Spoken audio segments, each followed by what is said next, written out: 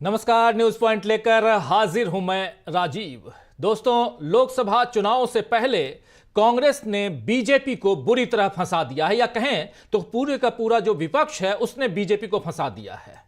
BJP के सारे पैतरों को कांग्रेस विफल करते हुए अब सीधे मोदी पर हमला बोल रही है। और आज कांग्रेस ने 10 साल अन्याय काल नाम से एक ब्लैक पेपर जारी किया है, जिसमें कांग्रेस ने बताया है कि कैसे बीजेपी ने आर्थिक लूट मचाई है, कैसे बीजेपी ने लोकतंत्र को कुचला है, कैसे बीजेपी ने बेरोजगारी और महंगाई से जनता को त्रस्त किया है। कांग्रेस ने मोदी के अन्याय काल का सच जनता के सामने रखा, तो वहीं राहुल गांधी ने अपनी भारत जोड़ो न्याय यात्रा में प्रधानमंत्री नरेंद्र मोदी की जाति से लेकर उनके महंगे कपड़ों, जूतों और चश्मों का राज जनता के सामने खोला। आपको बता दूं कि राहुल गांधी की यात्रा ओडिशा से अब छत्तीसगढ़ पहुंच गई है, जहां अब बीजेपी की सरकार है। अब तक राहुल जितने भी बीजेपी शासित राज्यों से गुजरे हैं, उन्हें मुश्किलों का सामना करना पड़ा है। इसीलिए अब देखना होगा कि छत्तीसगढ़ में राहुल गांधी की यात्रा को बीजेपी सरकार कैसा ट्रीटमेंट देती है। वैसे राहुल ने आज मोदी और बीजेपी की पोल जबरदस्त तरीके से खोली है। राहुल गांधी ने बताया कि बीजेपी कैसे 2 सूत्रीय कार्यक्रम यानी 2 पॉइंट प्रोग्राम पर चलती है। जरा 2 पॉइंट प्रोग्राम को लेकर राहुल गांधी कह क्या रहे हैं, पहले इसको सुन लेते हैं, फिर चर्चा आगे बढ़ाएंगे। सुनिए जरा। लिंक है, मतलब अन्याय के बिना हिंदुस्तान में नफरत और हिंसा नहीं फैलाई जा सकती। अन्याय होगा, लोगों के दिल में डर होगा, तो फिर बीजेपी हिंसा और नफरत फैला सकती। तो ये इनका 2 पॉइंट प्रोग्राम है। इंदिरा जी का 10 पॉइंट प्रोग्राम होता था, 20 पॉइंट प्रोग्राम होता था, इनका 2 पॉइंट प्रोग्राम है। अन्याय बढ़ाओ, हिंसा और नफरत फैलाओ, ये करते हैं। तो इसलिए हमने दूसरी यात्रा में ये न्याय शब्द लगा दिया।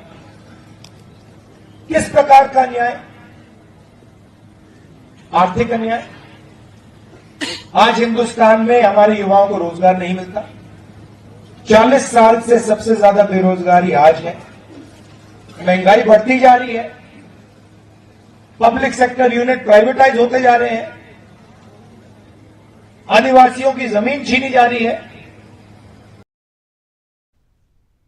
तो सुन रहे थे आप राहुल गांधी को। राहुल गांधी ने अपनी दादी यानी इंदिरा गांधी के 10 सूत्रीय और 20 सूत्रीय कार्यक्रमों की याद जनता को दिलाई और बता दिया कि उसके मुकाबले नफरत और अन्याय यानी इन 2 सूत्रों पर बीजेपी काम करती है। इससे पहले राहुल गांधी ने मोदी पर एक और बड़ा हमला बोला और पूछा कि जब उनका महीने का वेतन 1,60,000 रुपए है, तो अपने कपड़ों और जूतों पर 2 करोड़ का खर्च कैसे करते हैं। आइए जरा ये भी सुन लेते हैं राहुल गांधी ने क्या कुछ कहा है मोदी की सैलरी पर, उनके कपड़ों पर, और 1,60,000 रुपए हर महीने उठाने वाला इंसान 2 करोड़ खर्च कैसे कर लेता है हर महीने। सुनिए जरा। अब अगली बार याद रखना, हिंदुस्तान के सब युवा, प्रधानमंत्री की सैलरी 1,60,000 रुपए प्रति महीना। सुबह उसको देखो, एक सूट पहनेगा 2-3 लाख का, फिर शाम को देखो दूसरा सूट पहनेगा, शॉल पहनेगा 4-5 लाख का, तीसरा लंच के टाइम देखो उसको नया सूट पहनेगा, जूते पहनेगा 3-4 लाख, मतलब 7-8 लाख रुपए दिन के। 7-8 लाख रुपए दिन के हो गए तो महीने के कितने हुए? तो ये जो 1,60,000 की सैलरी पे चल रहा है और महीने में 2-3 करोड़ रुपए के सूट पहन रहा है, इसका पैसा कहां से आ रहा है?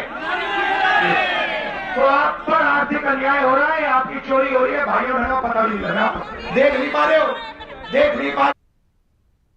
तो सुना आपने, राहुल गांधी ने मोदी से सीधा सवाल किया है कि यह पैसा कौन और क्यों देता है, और उनके इस सवाल पर जनता जिस तरह से जवाब दे रही थी, उससे साफ समझ में आता है दोस्तों कि जनता भी अब मोदी सरकार का सच जानने लगी है। वैसे राहुल गांधी ने आज पीएम मोदी को जाति के सवाल पर भी घेरा और एक बड़ा सच लोगों के सामने रखा है।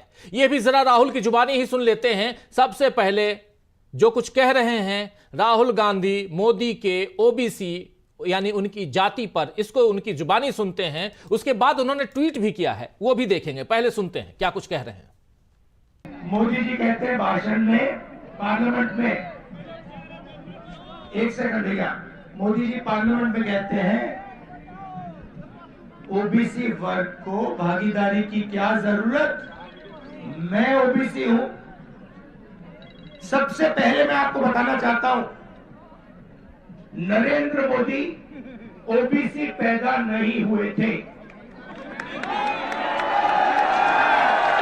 फिर से सुनो, नरेंद्र मोदी जी दिल्ली का, सुनो भैया, मैं बहुत गहरी बात बोल रहा हूं, आपका लोगों का, आप सब लोगों का भयंकर बेवकूफ बनाया जा रहा है। सुनो, आप लोगों का भयंकर बेवकूफ बनाया जा रहा है। नरेंद्र मोदी जी ओबीसी नहीं पैदा हुए थे। नरेंद्र मोदी जी टेलीकास्ट के गुजरात में व्यक्ति पैदा हुए थे। उनको, उनकी कम्युनिटी को बीजेपी ने 2000 में ओबीसी बनाया। आपके प्रधानमंत्री ओबीसी नहीं पैदा हुए, आपके प्रधानमंत्री जनरल कास्ट पैदा हुए। मुझे बर्थ सर्टिफिकेट की कोई जरूरत नहीं है, पता मैं कैसे जानता हूं कि आपके प्रधानमंत्री ओबीसी पैदा नहीं हुए। वो किसी ओबीसी से गले नहीं मिलते, वो किसी किसान का ऐसे हाथ नहीं पकड़ते, वो किसी मजदूर का हाथ नहीं पकड़ते, वो सिर्फ अदानी जी का हाथ पकड़ते हैं। तो सुन रहे हैं आप, सीधा हमला ओबीसी पर भी, यानी ओबीसी प्रधानमंत्री नहीं हैं, ओबीसी उन्होंने, वो पैदा नहीं हुए। बाद में सन 2000 में 1999 में नोटिफिकेशन जारी होता है और उस समय ओबीसी बनते हैं प्रधानमंत्री नरेंद्र मोदी। राहुल गांधी ने लोगों को सच सुनाया कि मोदी का जन्म जो है सामान्य वर्ग में ही हुआ है। इस ट्वीट को जरा देख लीजिए। लिख रहे हैं इसके बाद राहुल गांधी कि मोदी जी जन्म से नहीं बल्कि कागजी ओबीसी हैं। वो अपने जन्म के 5 दशक यानी 50 साल बाद तक ओबीसी नहीं थे। मेरे इस सच पर मुहर लगाने के लिए भाजपा सरकार का धन्यवाद। मिंट अखबार में यह खबर छपी कि BJP shares truth about PM Modi's caste. ये देख रहे हैं आप, और ये बात राहुल गांधी के क्लेम को कहीं ना कहीं सच साबित करती है। ये 27 अक्टूबर 1999 को ये खबर छपी है मिंट में, और यह खबर अभी की है, लेकिन 1999 शायद 27 अक्टूबर 1999 को मोदी जी को यह स्टेटस दिया जाता है, रिकॉग्नाइज किया जाता है मोदी जी को एज अ ओबीसी। यहां पर यानी ओबीसी कास्ट में उनकी जाति को सम्मिलित किया जाता है। यानी साफ साफ मतलब यहां है कि प्रधानमंत्री नरेंद्र मोदी ओबीसी नहीं थे। यह बात यहां राहुल गांधी पहले लोगों के बीच और उसके बाद ट्वीट करते हुए भी देश दुनिया को बताने की कोशिश कर रहे हैं। यानी साफ साफ यहां मोदी जी फंसे हुए हैं। तो आपने सुन लिया कि राहुल ने यह भी बताया है कि मोदी कभी पिछड़ों के हक और हिस्सेदारी के साथ न्याय नहीं कर सकते। वो कभी ओबीसी को गले नहीं लगा सकते, वो कभी पिछड़ों को गले नहीं लगा सकते, वो कभी किसानों को गले नहीं लगा सकते। ये सब तमाम बातें यहां राहुल गांधी अपने वीडियो में कह रहे थे। और नरेंद्र मोदी जातिगत जनगणना भी नहीं करने वाले, ये भी वहां कह रहे थे राहुल गांधी। जातिगत जनगणना जो है, जातिगत गिनती कांग्रेस ही करके दिखाएगी। दरअसल राहुल गांधी के ये तेवर मोदी सरकार के लिए खतरे की घंटी हैं, क्योंकि बीजेपी जितना नेहरू जी से लेकर राहुल गांधी तक की छवि खराब करने में लगी रहती है और उनके बारे में गलत खबरें चलाती है, राहुल गांधी उतना ज्यादा मुखर होकर बीजेपी और मोदी की सच्चाई जनता के सामने रखते हैं। इधर आज दिल्ली में नरेंद्र मोदी सरकार ने मनमोहन सिंह सरकार के दौरान लिए गए आर्थिक फैसलों पर श्वेत पत्र लाकर भी कांग्रेस को घेरने की कोशिश की, लेकिन उससे पहले कांग्रेस पार्टी ने मोदी सरकार के लिए ब्लैक पेपर ले आई। इसे पेश करते हुए कांग्रेस अध्यक्ष मल्लिकार्जुन खड़गे ने बताया कि देश में लोगों को बेरोजगार रखने की साजिश मोदी सरकार कर रही है। श्वेत पत्र जब जारी कर रहे थे मीडिया के सामने, ब्लैक पेपर यानी कि काला पत्र जो है वो जब पेश कर रहे थे यहां मल्लिकार्जुन खड़गे, तो क्या कुछ कह रहे हैं जरा उनको सुन लेते हैं। सुनिए। बेरोजगारी जो सबसे बड़ा मुद्दा है देश में, और इसकी बात कभी बीजेपी की सरकार नहीं करती, और न करने से आज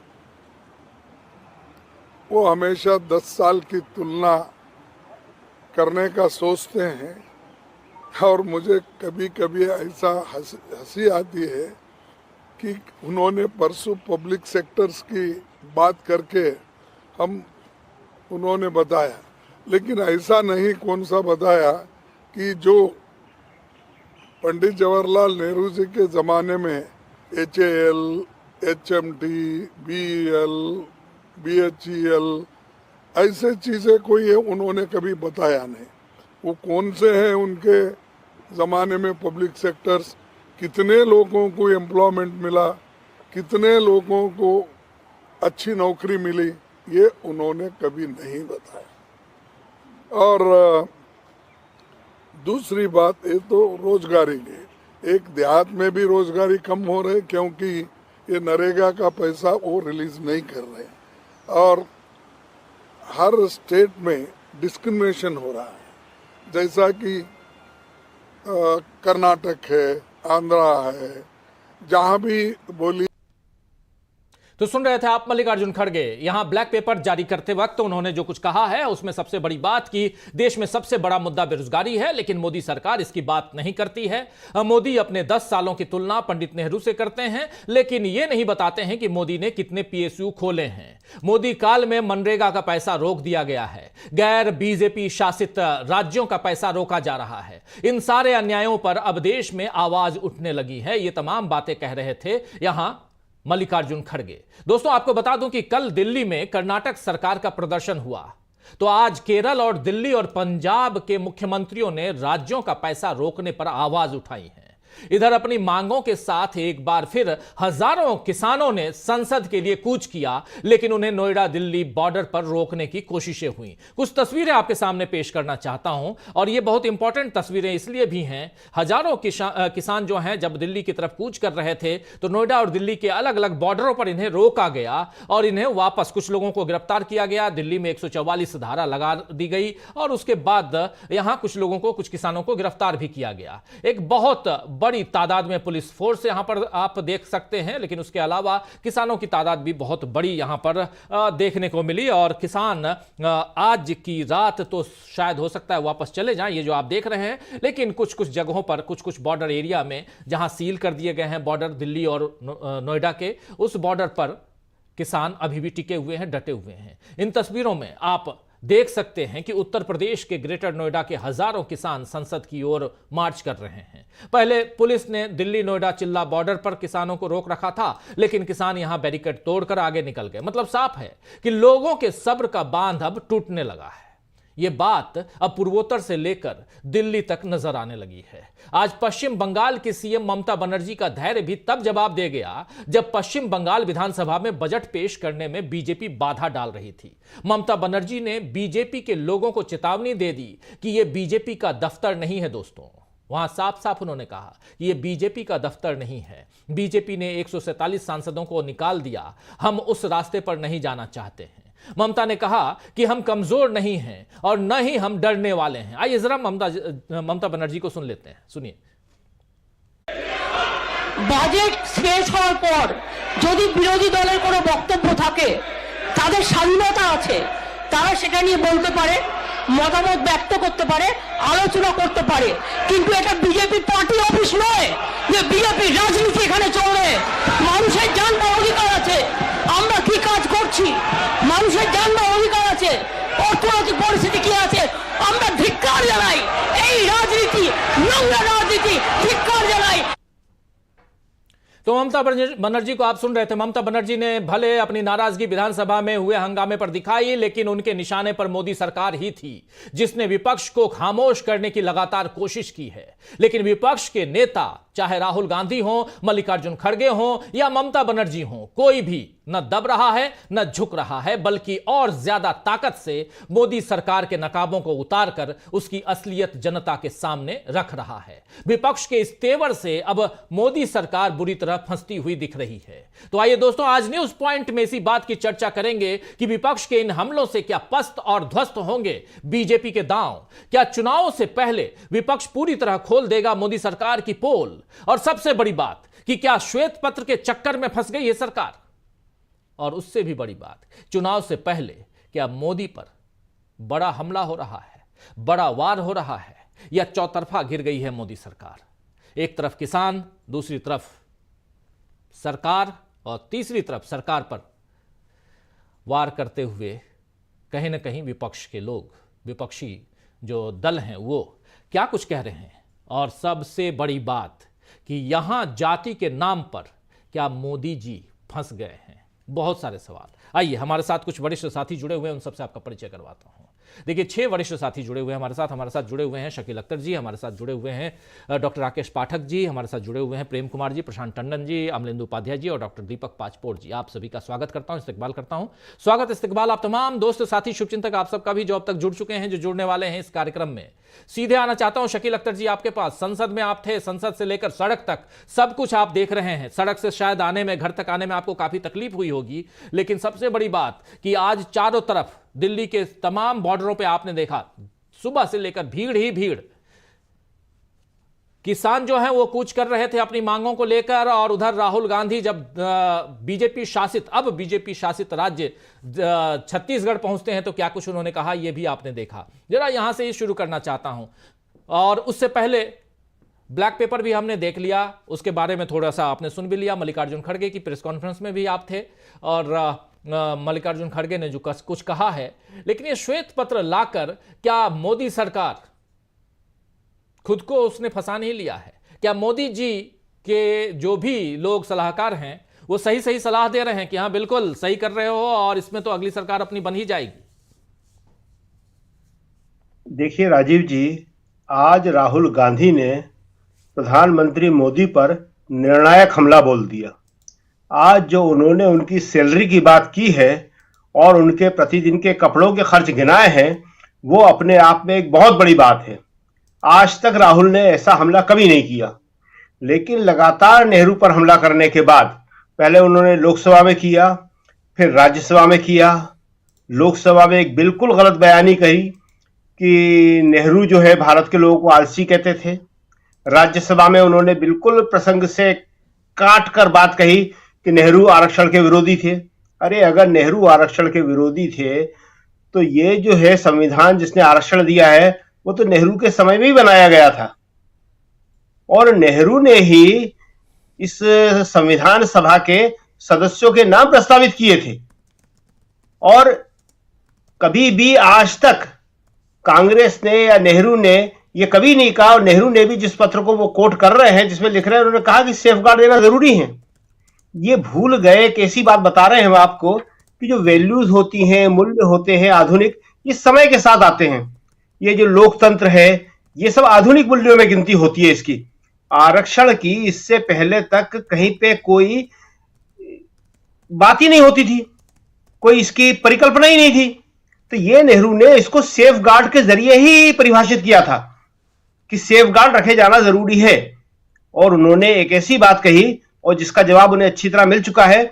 लेकिन आज राहुल ने जिसे कहते हैं पलटवार करते हुए ये बता दिया कि नंबर 1 कि मोदी जी जो आप कहते हो ओबीसी की जो बात कर रहे हो, आप ओबीसी नहीं हो।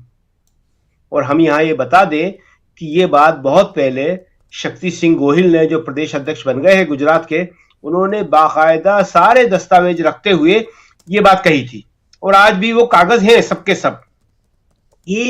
ये किस समुदाय से आते थे मोदी जी? जो गुजरात में जनरल कैटेगरी में आती थी, घाची समुदाय, और उसके बाद मोदी जी ने खुद जो है अपनी जाति को ओबीसी में शामिल कर लिया। तो आज जो है राहुल ने ये 2 बातें जो कही हैं, एक कि देखिए ये उस जाति के नहीं है, और दूसरे ये जो है जितना खर्चा करते हैं, आप बताइए कि भ्रष्टाचार के खिलाफ बात करते हैं और इस पे और उस पे सब पे भ्रष्टाचार के आरोप लगाते हैं, यहां ईडी पहुंचाते हैं, वहां ईडी पहुंचाते हैं, किसी को नहीं छोड़ा है। तो खुद ये जो खर्चा कर रहे हैं ये पैसा कहां से आ रहा है? जो उन्होंने 1,60,000 का आंकड़ा बताया वो बहुत ही असर करने वाला है, क्योंकि आज के जो युवा हैं, चाहे वो कम ही संख्या में बचे हों, पहले ज्यादा होते थे, लेकिन जो आईटी सेक्टर में है और दूसरी जगह है वो इतनी और इससे ज्यादा तनख्वाह ड्रॉ कर रहे हैं। तो उन्हें अच्छी तरह मालूम है कि इस तनख्वाह में वो किस तरह से खर्चे निकालते हैं और किस जीवन स्तर को वो मेंटेन कर पाते हैं। तो राहुल ने आज ये कह के देश में एक नया मैसेज दे दिया है कि अगर आप हमारे ऊपर बिलो द बेल्ट हमले करेंगे तो हम आपकी वास्तविक तस्वीर लोगों के सामने रख देंगे। हमारी शराफत को हमारी कमजोरी नहीं समझिए। देखिए, कांग्रेस अभी तक ये करती नहीं थी। अभी प्रधानमंत्री ने आडवाणी जी को भारत रत्न दिया। किन आडवाणी जी को? जिन आडवाणी जी को खुद उनकी पार्टी ने अध्यक्ष पद से इसलिए हटा दिया था कि वे जिन्ना को धर्मनिरपेक्ष के अध्यक्ष पद के योग्य नहीं रहे हैं। जी। जो पार्टी खुद अपने अध्यक्ष को अध्यक्ष पद के योग्य नहीं मान रही थी, उसको आप भारत रत्न के योग्य मान रहे हैं। और वाजपेयी जी, कांग्रेस ने कभी नहीं कहा, लेकिन 1980 में अटल बिहारी वाजपेयी नई दिल्ली से चुनाव लड़े थे और उनके खिलाफ कौन चुनाव लड़ा था? उनके खिलाफ भी एक वाजपेयी चुनाव लड़े थे जी। शांति भूषण वाजपेयी, शशि भूषण वाजपेयी जी। और उन्होंने उस टाइम ये सारे डॉक्यूमेंट दिए थे कि वाजपेयी ने एक झूठी गवाही दी और उन्होंने आजादी के आंदोलन के खिलाफ काम किया, खुद माफी मांगी और लोगों को सजा दिलवाई। वो डॉक्यूमेंट आज भी सबके पास हैं और यहां वहां कई बार आते जाते रहते हैं, मगर कांग्रेस इनका यूज नहीं करती है। वो कांग्रेस के कैंडिडेट थे और उन्होंने 1980 के चुनाव में ये वाजपेयी के खिलाफ कहा था जी। तो राहुल गांधी ने आज ये बताने के लिए कि देखिए, हमारे भी सब्र की सीमाएं हैं, हम भी अपने ऊपर व्यक्तिगत प्रहार चाहे जितने सहे। राहुल ने बहुत सहे। राहुल ने कहा कि हजारों करोड़ रुपया मेरे ऊपर खर्च किया है इन्होंने मेरा चरित्र हनन करने के लिए, लेकिन आप भारत के प्रथम प्रधानमंत्री के लिए कहेंगे तो कांग्रेस उसको बर्दाश्त नहीं करेगी। तो आज राहुल ने बता दिया कि देखिए, एक तो आप इतना बड़ा झूठ बोलते हैं, अपनी जाति जिसमें आप पैदा नहीं हुए वो बता के ओबीसी को भ्रमित कर रहे हैं, और दूसरे जरा इन खर्चों की डिटेल बता दीजिए। और राहुल ने भी कम बताए। अभी कांग्रेसी और दूसरे लोग और बहुत सारी चीजें लाएंगे, उनके पेन, उनके चश्मे, उनके हवाई जहाज के खर्चे, खाना पीना, दुनिया भर के।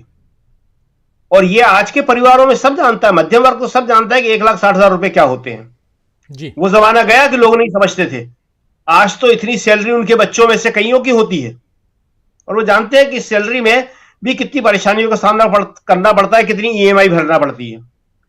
तो ये जो है, राहुल ने आज कह के एक तो उस बात का अपना बदला ले लिया कि इसी बात के ऊपर राहुल की सदस्यता गई थी जो उन्होंने मोदी कहा था कि सारे मोदी।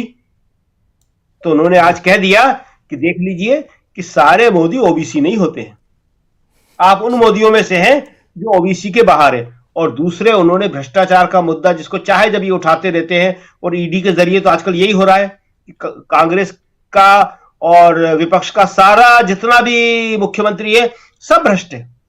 हर एक के ऊपर जेल की तलवार लटकी हुई है, हर एक के यहां ईडी है, हर एक के यहां ईडी है, किसी के सीबीआई है, किसी के इनकम टैक्स है। तो राहुल ने यह बता दिया आज कह के कि अगर आप ये करेंगे तो हमारे पास भी जवाब है, जिसको हम अपने जो हमारे कई तरह के कांग्रेस मानती आई है कि नैतिकतावादी और इस तरह के नहीं करना चाहिए, व्यक्तिवादी हमले नहीं करना चाहिए, और कांग्रेस निभाती भी है। इसको बीजेपी के भी नेता मानते हैं।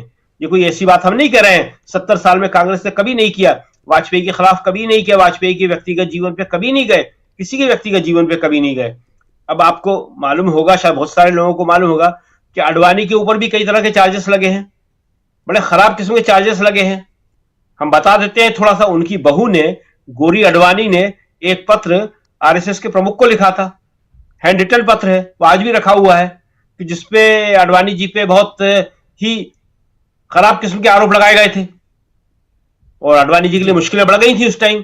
खैर, किस तरह मामला रफा दफा किया गया। तो आज कांग्रेस ने बता दिया कि भाई साहब बहुत हो गया, अब हम जवाब देंगे। और वो जवाब आज राहुल ने देके आज बीजेपी के खेमे में जबरदस्त हलचल मचा दी है। जी शकील अख्तर जी, आप जिस बात का जिक्र कर रहे हैं यहाँ पे, राहुल गांधी ने जो कुछ कहा है, एक बार फिर से उन तमाम साथियों के लिए जो बाद में जुड़े हैं, राहुल गांधी ने आज अपने सब्र के बांध को कैसे तोड़ा है और सीधा हमला, उन्होंने सीधा हमला यहां किया है। और प्रधानमंत्री नरेंद्र मोदी को कहें तो कहीं ना कहीं ये बताने की कोशिश की है कि आप किस दायरे में हैं और किस दायरे को पार करके कहां तक पहुंच रहे हैं। और चाहे वो खर्चे का मामला हो या वो अपने वक्तव्यों का मामला हो, हर चीज को, हर बात को यहां कहीं ना कहीं बताने की कोशिश राहुल गांधी ने की है। सैलरी 1,60,000 रुपए, लेकिन खर्चा 2 करोड़ रुपए रोज। कैसे? जरा सुन लीजिए राहुल गांधी की जुबानी। अब अगली बार ध्यान रखना, हिंदुस्तान के सब युवा, प्रधानमंत्री की सैलरी 1,60,000 रुपए प्रति महीना। सुबह उसको देखो, एक सूट पहनेगा 2-3 लाख का, फिर शाम को देखो दूसरा सूट पहनेगा, शॉल पहनेगा 4-5 लाख का, तीसरा लंच के टाइम देखो उसको नया सूट पहनेगा, जूते पहनेगा 3-4 लाख, मतलब 7-8 लाख रुपए दिन के। 7-8 लाख रुपए दिन के हो गए तो महीने के कितने हुए? तो ये जो 1,60,000 की सैलरी पे चल रहा है और महीने में 2-3 करोड़ रुपए के सूट पहन रहा है, इसका पैसा कहां से आ रहा है? तो आप पर आर्थिक अन्याय हो रहा है, आपकी चोरी हो रही है, भाइयों बहनों पता नहीं लग रहा, देख नहीं पा रहे हो, देख नहीं पा रहे हो, बात समझ नहीं आ रही है। तो ये सीधा हमला है। डॉक्टर राकेश पाठक जी, जरा यहीं से आपसे भी बात की शुरुआत करना चाहता हूं, क्योंकि एक तरफ श्वेत पत्र ले आई सरकार ऑलरेडी, आज निर्मला सीतारमण ने उसको पेश कर दिया है, पटल पे रख दिया और उस पर चर्चा भी हो रही है। 2 दिन का समय, इसलिए 1 दिन का समय बढ़ाया गया है। और इतिहास तो रच ही रहे हैं। इतिहास ये भी बनने जा रहा है कि सैटरडे को भी लोकसभा लगने जा रही है, संसद, दोनों सदन। तो इन सब पे चर्चा तो होगी ही, लेकिन सबसे बड़ी बात, राहुल गांधी के इस वक्तव्य पर आपका क्या कहना है? और इतना ही नहीं, राहुल गांधी ने ओबीसी के मसले पर भी खुल के प्रमाण सहित बता दिया है कि मोदी जी जन्मजात ओबीसी नहीं हैं, बीजेपी की सरकार ने उनको ओबीसी बना दिया। और मोदी जी सदन के अंदर आके कहते हैं कि मुझसे बड़ा कोई ओबीसी हो तो बता दो। तो ये 2 बातें, इन दोनों बातों पर आपकी टिप्पणी।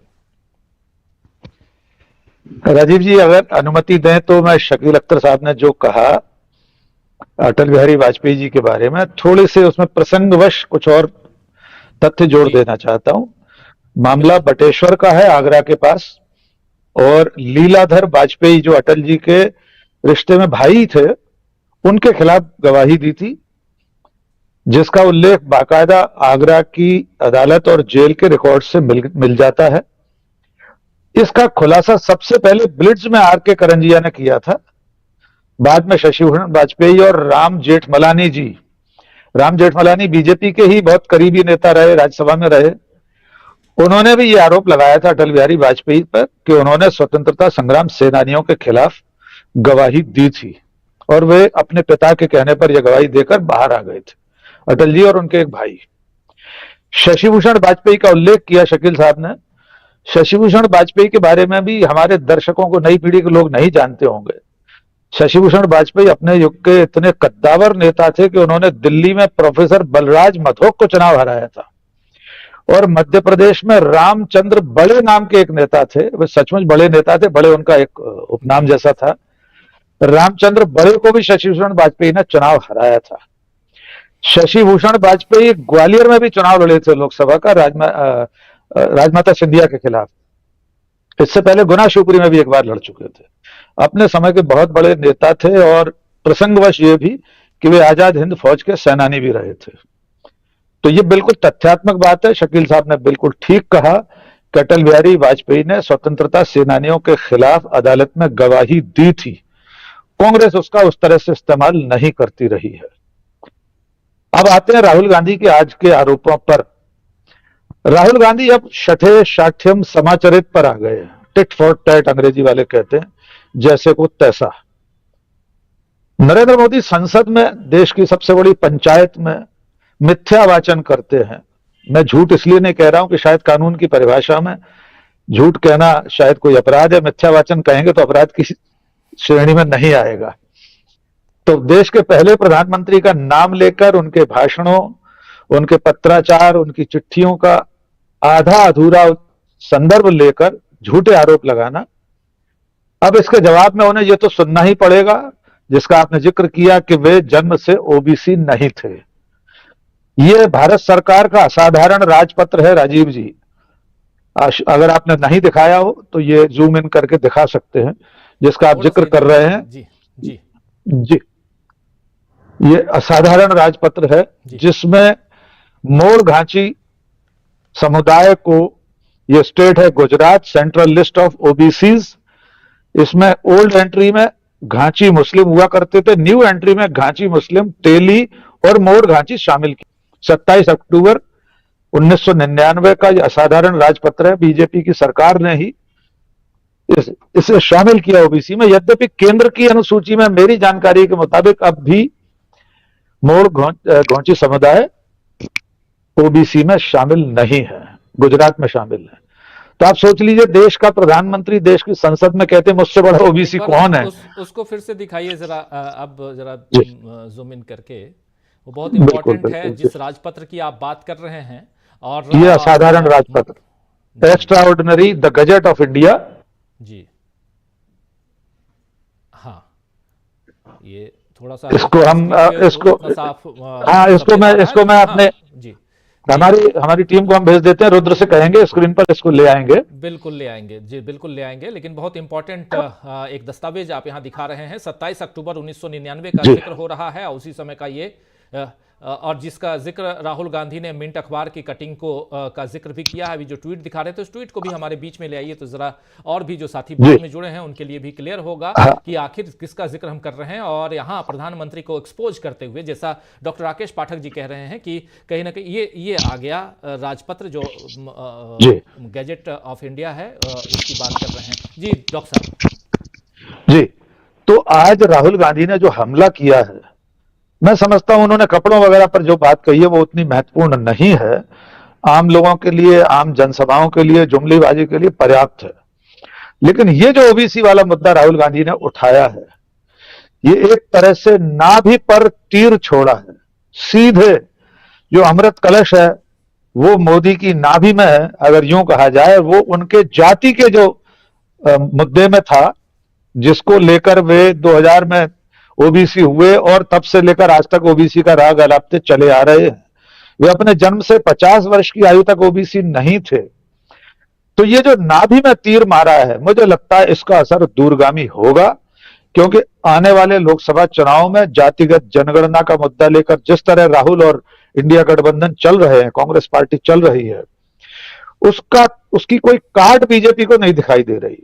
जो नीतीश कुमार ओबीसी की जनगणना कराते हैं, उसके आंकड़े पेश करते हैं, वो बीजेपी में चले जाते हैं, यानी बीजेपी के साथ खड़े हो जाते हैं एनडीए गठबंधन में।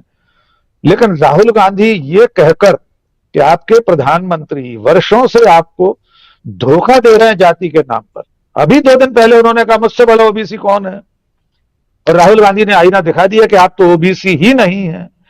कुल मिलाकर प्रधानमंत्री के पूरे सार्वजनिक और राजनीतिक जीवन में पहला सबसे बड़ा मामला वो आया था जिसमें उनके अविवाहित होने का खंडन हुआ था, और वो खंडन उन्होंने स्वयं किया था। चुनाव के लिए जो नामांकन भरते समय वे वर्षों तक अविवाहित लिखते रहे खुद को, और फिर एक अवसर पर उन्होंने विवाहित लिख दिया।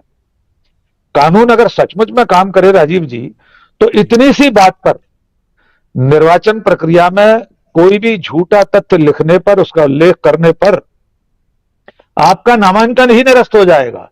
तो यानी 2014 से लेकर अभी तक का उनका प्रधानमंत्री पद, उनका चयन, लोकसभा के सदस्य के रूप में उनका निर्वाचन ही नल एंड वॉइड हो जाएगा, अगर कानून सचमुच एक दिन अपना काम करे। उनकी डिग्री संदिग्ध है, वो उस फॉन्ट में बनी है जो फॉन्ट इजाद नहीं हुआ था दुनिया में।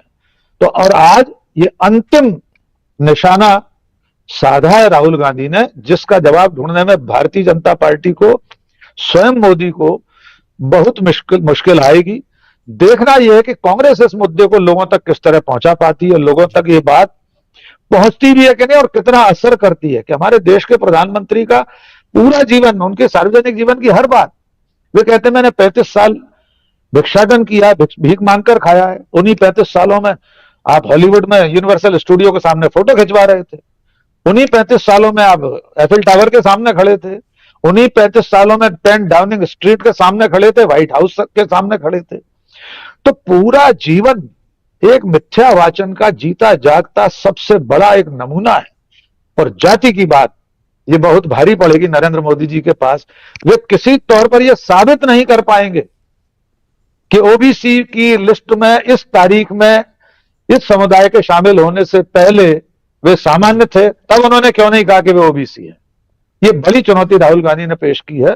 इसका चुनावी नफा नुकसान क्या होगा आने वाले दिनों में हम सब देखेंगे। जी डॉक्टर बिल्कुल बिल्कुल बिल्कुल, आने वाले समय में हम इस बात को जरूर देखेंगे कि चुनावी नफा नुकसान क्या कुछ होता है। लेकिन यहां राहुल गांधी के तेवर से साफ समझ में आ रहा है कि अब नहीं छोड़ेंगे वाली स्थिति में राहुल गांधी आ गए हैं, क्योंकि झूठ की एक सीमा होती है, उस सीमा को अगर आप लांघ जाते हैं तो सामने वाला कब तक चुप रहेगा। चाहे नेहरू जी की बात हो, इंदिरा जी की बात हो, राजीव गांधी की बात हो, या अब सोनिया गांधी और राहुल गांधी की बात हो। लेकिन बात कहीं ना कहीं से लेकर तो आ जाते हैं प्रधानमंत्री नरेंद्र मोदी, और खासकर उस मंच पर जहां रिकॉर्ड कायम होता है, यानी जहां रिकॉर्ड मेंटेन किया जाता है लिखित रूप से। और अभी उसी लिखित रूप से किसी कुछ चीजों को, कुछ नहीं बल्कि 2 पन्ने को एक्सपंज कर दिया गया, तो उस पर भी मल्लिकार्जुन खड़गे नाराज हो रहे थे। अपनी बात उन्होंने कल रखी थी, परसों रखी थी राज्यसभा में। आना चाहता हूं प्रशांत टंडन जी आपके पास, क्या आपको भी लगता है कि राहुल गांधी ने यहां एक ओबीसी के मसले पर प्रधानमंत्री की पोल खोलने की कोशिश, सीधा हमला कि 1999 से पहले आप ओबीसी थे ही नहीं, और 1999 27 अक्टूबर को जो गजट, जिस गजट को दिखा रहे थे अभी डॉक्टर राकेश पाठक जी, उस गजट में आपका नाम जोड़ा गया, वो भी भाजपा की सरकार आपके राज्य की उसने जोड़ा है।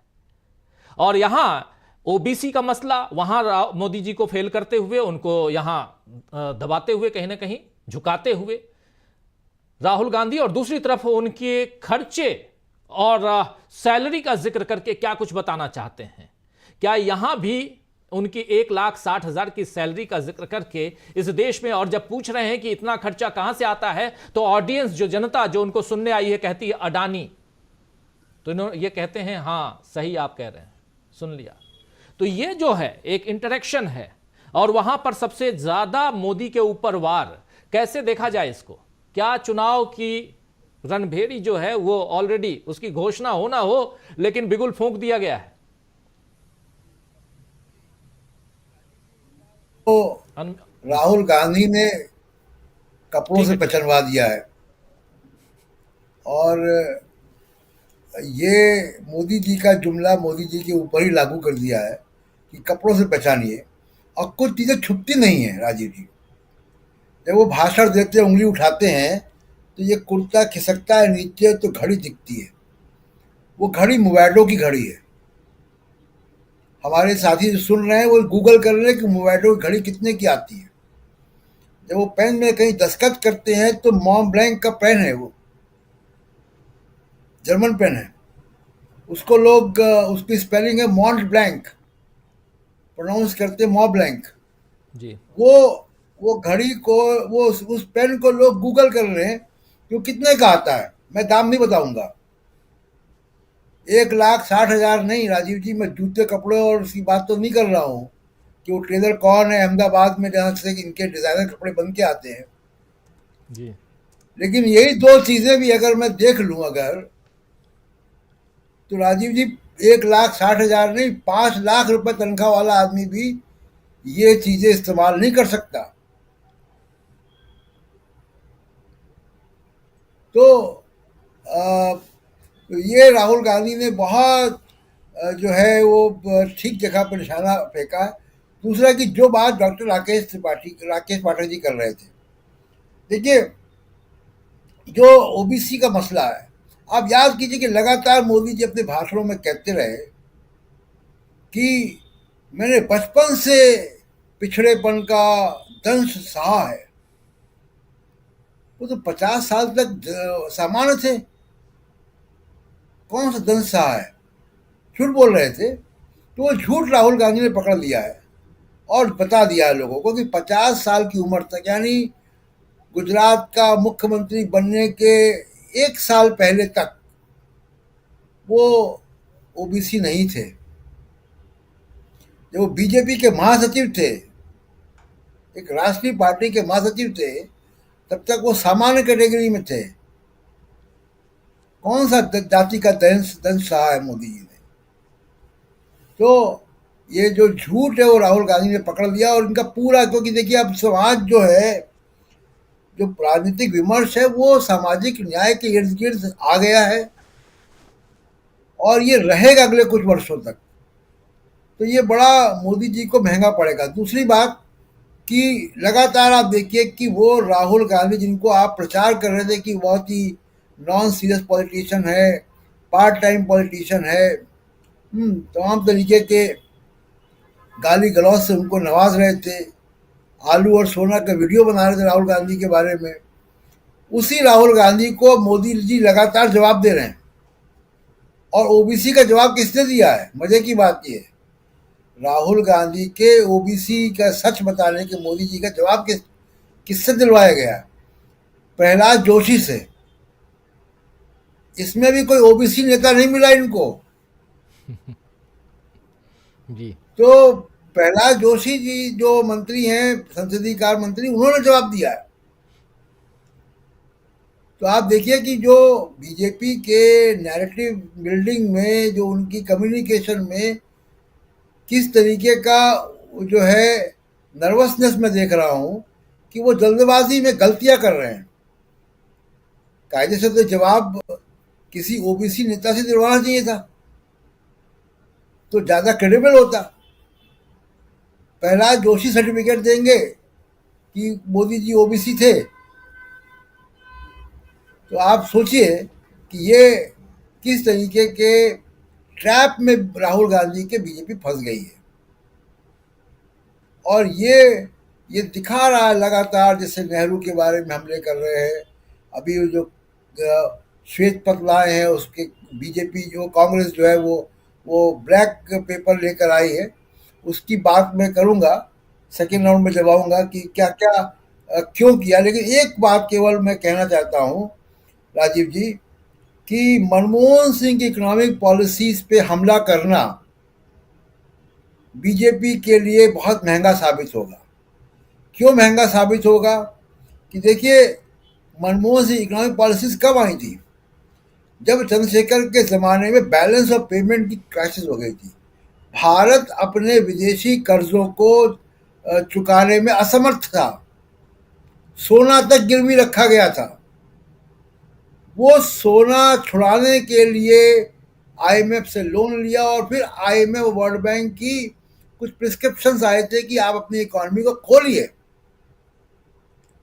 और जिस मनमोहन सिंह ने लाइसेंस परमिट राज, इंस्पेक्टर राज को खत्म करके इकोनॉमी के दरवाजे खोले, आज मोदी साहब ये कह रहे हैं कि वो सब गलत है। नरेंद्र मोदी दुनिया को ये बताने जा रहे हैं, दुनिया की आर्थिक ताकतों को ये बताने जा रहे हैं कि वो लाइसेंस परमिट राज वाले इकोनॉमी को वापस लाने वाले हैं, क्योंकि मनमोहन सिंह ने जो कुछ किया वो सब गलत था। ये एक बड़ा सेल्फ गोल होगा, क्योंकि दुनिया इसको इसी नजर से देखेगी जिस नजर से मैं देख रहा हूं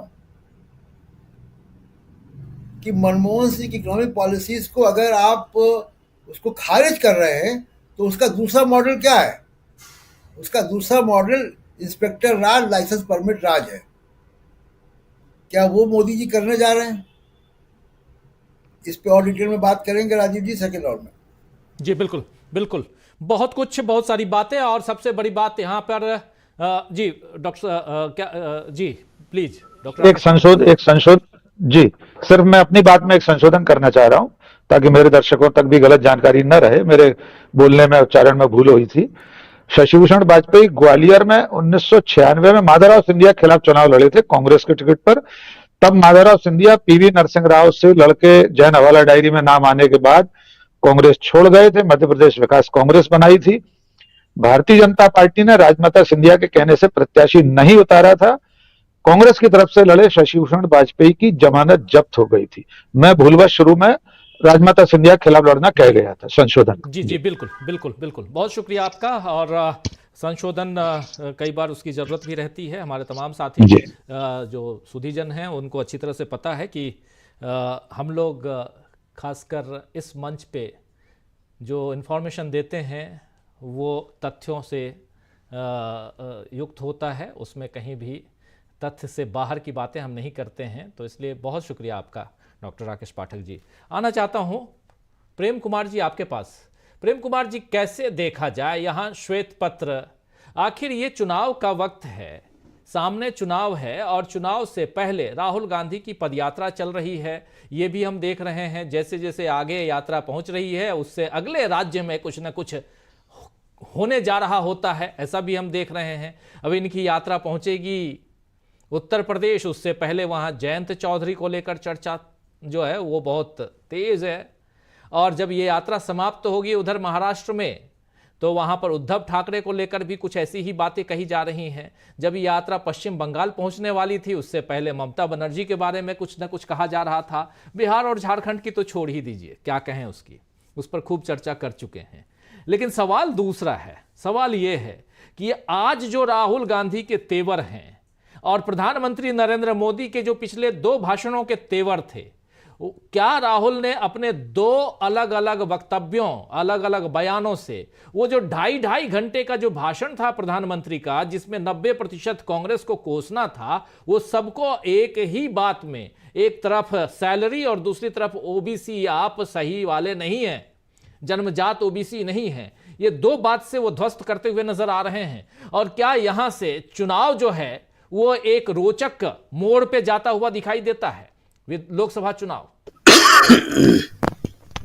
जी शुक्रिया राजीव जी। भारतीय जनता पार्टी ने संगठित रूप से मोदी सरकार के रूप में विपक्ष पर अब तक का सबसे बड़ा हमला ठाना है। हम कहते हैं हमला किया है तो मानते ही नहीं, हमला ठाना है।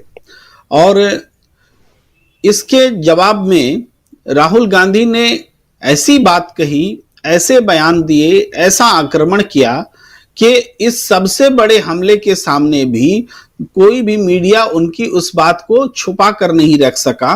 उनको कुछ न कुछ बोलना पड़ा, सामने आना पड़ा।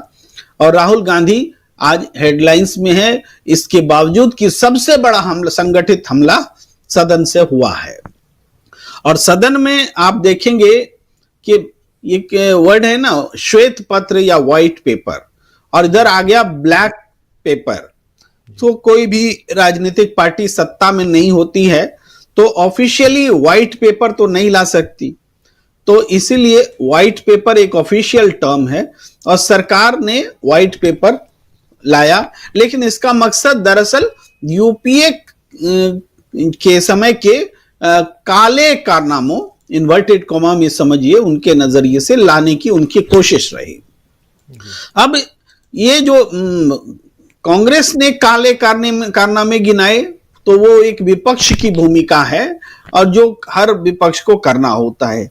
लेकिन सत्ता पक्ष ने जो व्हाइट पेपर निकाला, ये सत्ता पक्ष की भूमिका होती ही नहीं है कि वो पिछली सरकारों के व्हाइट पेपर्स लेकर आए। उनको तो अपनी सरकार का व्हाइट पेपर लेकर आना चाहिए था। तो ये ब्लैक एंड व्हाइट का जो सच है, ब्लैक एंड व्हाइट में वो यही है कि इसलिए इसको स्पष्ट करना जरूरी था कि बहुत लोग इसको बहुत हल्के तरीके से लेते हैं। लेकिन बहुत गंभीर बात है कि सरकार अपने कार्यकाल का व्हाइट पेपर न ला करके बीते सरकार का ला रही। इसी से जुड़ा हुआ पहलू यह भी है कि चलो आखिरी भाषण है, आखिरी मौका है, अब तो सत्ता आने वाली नहीं, अगर ये ना बोले तो अब कब बोलेंगे, तब तो फिर हमें भी ब्लैक पेपर ही लाना पड़ेगा विपक्ष में रहते हुए। ये भी उसका छिपा हुआ भाव है।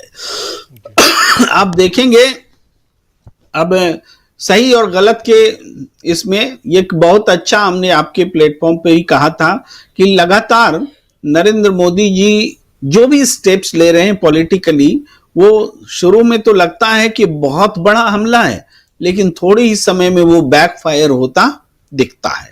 इसको हमने बिहार में देखा, ऑपरेशन नीतीश कुमार में, मैं दोहरा देता हूं हल्के हल्के में, ऑपरेशन नीतीश कुमार में देखा हमने, जो कि शायद बहुमत साबित न कर सके। और हमने झारखंड में देखा जहां पर कि हेमंत सोरेन ने पूरी बाजी ही पलट दी, सारा आक्रमण ही उल्टा हो गया और सरकार भी बची। और अब चुनाव करा ले, वहां देखिए क्या पोजीशन होता है, बीजेपी की हालत खस्ता हो जाएगी झारखंड में। इसके बाद अब आइए देखिए उत्तर प्रदेश में भी एक कोशिश चल रही है, लेकिन जिस तरीके से रिएक्शंस एक्शंस आ रहे हैं तो यहां भी बैकफायर ही करेगा। और इन सब के बीच सदन में जो आखिरी समय एक आखिरी मौका के तौर पर था, तो उसको उन्होंने जो डेट एक्सटेंड करके एक बड़ा हमला किया है, यह भी बैकफायर इसलिए करेगा क्योंकि आर्थिक मोर्चे पर इस सरकार ने जितनी नाकामियां जितने गलत किया है उतना पिछली सरकार ने नहीं किया। और वो अब उस पर बात होगी, हर एक चीज पर बात होगी कि देश की किसी भी सरकार ने उस तरह से सरप्लस मनी को, रिजर्व बैंक की सरप्लस मनी को 1,76,000 करोड़ एक साथ ले लेना और पता नहीं वो पैसे कहां गए, ऐसा तो नरेंद्र मोदी जी की सरकार ने किया था, किसी यूपीए सरकार ने नहीं किया था। इस सरकार ने ऐसे ऐसे कारनामे किए हैं कि माने 12 लाख करोड़ से ज्यादा बैंकों के पैसे शाइफंड ऑफ हो गए, जो बोलते हैं ना मिट गए या कहां चले गए, इस तरीके से हो गया। 12 लाख करोड़ रुपए, वो भी करीब 2023 तक का आंकड़ा, 8 साल में उसको एनपीए का भी रूप दिया गया है ना। भगोड़े यहां से पैसे लेकर भागते रहे बैंकों से उठा उठा करके, बैंक कंगाल होता रहा और वो 12 लाख करोड़ रुपया, अब तो एनपीए का अमाउंट 16 लाख करोड़ क्रॉस कर चुका है। तो 16 लाख करोड़ रुपए आप एनपीए करा देते हैं, बैंक को डुबा देते हैं। बैंक का पैसा वो आम आदमी का पैसा होता है, वो भी इसी रिजिम में हुआ, इससे पहले नहीं हुआ था। कर्जा लेने के मामले में देश की जितने प्रधानमंत्रियों ने, जितनी सरकारों ने मिल करके 55 लाख करोड़ का कर्जा लिया था, उससे 3 गुना ज्यादा, अब 205 लाख करोड़ का कर्जा इस देश पर हुआ है और 3 गुना ज्यादा जो रकम है इसी मोदी सरकार ने कर्जे में ली है। ये तो मोटी मोटी बातें हैं जो हम लोग रोज बात करते हैं, वो हम याद दिला रहे हैं, लेकिन एक अर्थशास्त्री जब इसका विश्लेषण करेगा कि कैसे तेल पूल से जो नरेंद्र मोदी की सरकार ने लाखों करोड़ रुपए कमाए, लाखों करोड़, जिसका सीधा लाभ आम जनता को मिलना चाहिए था, मिलने नहीं दिया गया, वो तो एक नुकसान। और इस कारण जो महंगाई बढ़ी, वो उसका इंपैक्ट तो मापे नहीं मापा जा सकता, वो भी जनता पर पड़ा। तो ये मोदी सरकार का रिजीम, अर्थशास्त्री इसका विश्लेषण करेंगे। हमने ये देखा कि पहले यूपीए की सरकार में भाई कॉर्पोरेट टैक्स से जो कलेक्शन होता था वो डायरेक्ट टैक्स से होने वाले कलेक्शन की तुलना में ज्यादा होता था। हम अमीरों पर टैक्स डालते थे, ये हमारी पॉलिसी रही थी हमेशा से, आम गरीबों पर नहीं डालते थे। नरेंद्र मोदी सरकार ने उलट दी पॉलिसी, उन्होंने कॉर्पोरेट टैक्स को एकदम निचले स्तर पर ला दिया। हम जीएसटी 18%, इवन 28% तक भी हमने जीएसटी दी है, अब उसको थोड़ी जरूर संशोधित किया गया है, लेकिन लंबे समय तक दी है 28% जीएसटी। और कॉर्पोरेट टैक्स को घटा करके आप डबल, मतलब मेरे ख्याल से 28% पर ला दिए, अभी मैं एग्जैक्टली भूल रहा हूं। तो वो जो करीब 15% का फर्क लाया गया है ओवरऑल में कॉर्पोरेट टैक्स में। तो इससे जो कलेक्शन है, टोटल कलेक्शन, कॉर्पोरेट टैक्स से कलेक्शन मतलब इससे ज्यादा हो गया डायरेक्ट टैक्स से कलेक्शन, जनता से टैक्स कलेक्शन ज्यादा हो गया, उद्योगपतियों से कम हो गया, और ये इसी रिजिम में हुआ। ये तो सिर्फ डायरेक्ट टैक्स और कॉर्पोरेट टैक्स की बात कर रहे हैं, आप जीएसटी को तो भुला ही दे रहे हैं। जीएसटी जिसको कि रिक्शा वाला भी देता है, जिसको को भीख मांगने वाला भी देता है, गरीब से गरीब आदमी भी जीएसटी देता है। और ये जो हम कहते हैं कि हर महीना 1,80,000 करोड़ का टैक्स कलेक्शन कर लिया, हमने रिकॉर्ड बना लिया, आपने टैक्स कलेक्शन का रिकॉर्ड नहीं बनाया, आपने खून चूसने का रिकॉर्ड बनाया है, क्योंकि आम जनता से चूसा गया ये धन है जो जीएसटी है, जिसको राहुल गांधी ने कभी गब्बर सिंह टैक्स बोला था। आर्थिक नीतियों का अगर मूल्यांकन करना है तो इन मोटी बातों में भी मूल्यांकन हो जाता है। आर्थिक नीतियां बहुत शान से कही जाती हैं कि मोदी की सरकार में 23 करोड़ या 25 करोड़ लोग गरीबी रेखा से बाहर आ गए। अरे यूपीए सरकार में 27 करोड़ लोग गरीबी रेखा से बाहर आ गए थे, लेकिन तब जो गरीबी की रेखा की परिभाषा थी, आज 10 साल बाद, या कहें अगर यूपीए सरकार के पहले दिन से तो 20 साल बाद, वही है गरीबी रेखा की परिभाषा। 40-50 रुपया में पेट भरता है कि नहीं भरता है, यही गरीबी है। एक प्लेट की कीमत जो है आप देख लीजिए, सड़क गांव में या शहर में थोड़ा सा डिफरेंट होता है, 38 रुपया है, कहीं 46 रुपया है। तो गरीबी की परिभाषा नहीं बदली, लेकिन इन्होंने संख्या के आधार पर कहा कि हमने स्थिति सुधार ली। अगर स्थिति सुधर जाती तो हम हंगर इंडेक्स में इतना पीछे क्यों जाते कि बांग्लादेश और पाकिस्तान भी हमसे आगे दिखाई पड़ता। हम वेलनेस में, स्टैंडर्ड ऑफ लिविंग में पीछे क्यों जाते, हम पर कैपिटा इनकम में पिछड़ क्यों रहे होते। हमारे देश में जैसा कि ब्लैक पेपर में कांग्रेस ने बताया है कि हर 3 ग्रेजुएट में 2 ग्रेजुएट बेकार है, हर 3 बेरोजगार में 2 बेरोजगार जो है, हर घंटे 2 बेरोजगार आत्महत्या कर रहे हैं। इस तरह के आंकड़े कांग्रेस ने रखे हैं और किसानों की आत्महत्या जारी है। हर क्षेत्र में जो इकोनॉमिकल पॉइंट ऑफ व्यू से देखा जाए तो हमसे नौकरी छीनी है, छोटे मझोले उद्योग बंद हुए हैं, कारोबार खत्म हुए, टेक्सटाइल इंडस्ट्री का बुरा हाल है। जिसको हम मेक इन इंडिया बोलते हैं तो दिखावे का मेक इन इंडिया है, उसके सारे कल पुर्जे हम आयात कर रहे हैं, चाइना से आयात कर रहे हैं। चाइना से हमारा जो आयात है बढ़ा है, हमारा भुगतान संतुलन चाइना के पक्ष में हमारे खिलाफ में है, फिर भी हम अपनी आर्थिक नीतियों का दम भर रहे हैं। हम कहते हैं कि हमारी इकोनॉमिक ग्रोथ, हम सबसे फास्टेस्ट इकोनॉमी है, लेकिन हमारा वॉल्यूम जो है, हमारा वॉल्यूम चाइना के मुकाबले कितना है? चाइना हमसे 5.5 गुना बड़ा इकोनॉमी है। और अगर वो 1.5% भी तरक्की करता है तो समझिए हमारे 8.5% के बराबर है, और हम 6% तरक्की करते हैं तो 5 गुना कम कर लीजिए, 1.25% भी चाइना के बराबर नहीं होता है। इसको समझने की जरूरत है। अगर हम इसको नहीं समझते हैं तो ये झूठी तरक्की, हम तीसरी इकोनॉमी हो गई। अरे तीसरी इकोनॉमी में हमने क्या योगदान किया? क्या ग्रोथ रेट हमने बढ़ा दी क्या? इसलिए तीसरी इकोनॉमी हुए। तीसरी इकोनॉमी बाय डिफॉल्ट हुए क्योंकि क्योंकि इंग्लैंड, जर्मनी, जापान जैसे देश और किसी कारण से पीछे चले गए इकोनॉमिक ग्रोथ में। ये सारे कारण हैं। तो अब इन पर बात होगी तो जवाब देना मुश्किल होगा नरेंद्र मोदी सरकार को। इसलिए ये अच्छा है कि ये इस पर बहस हो और निश्चित रूप से ये बैकफायर करेगा।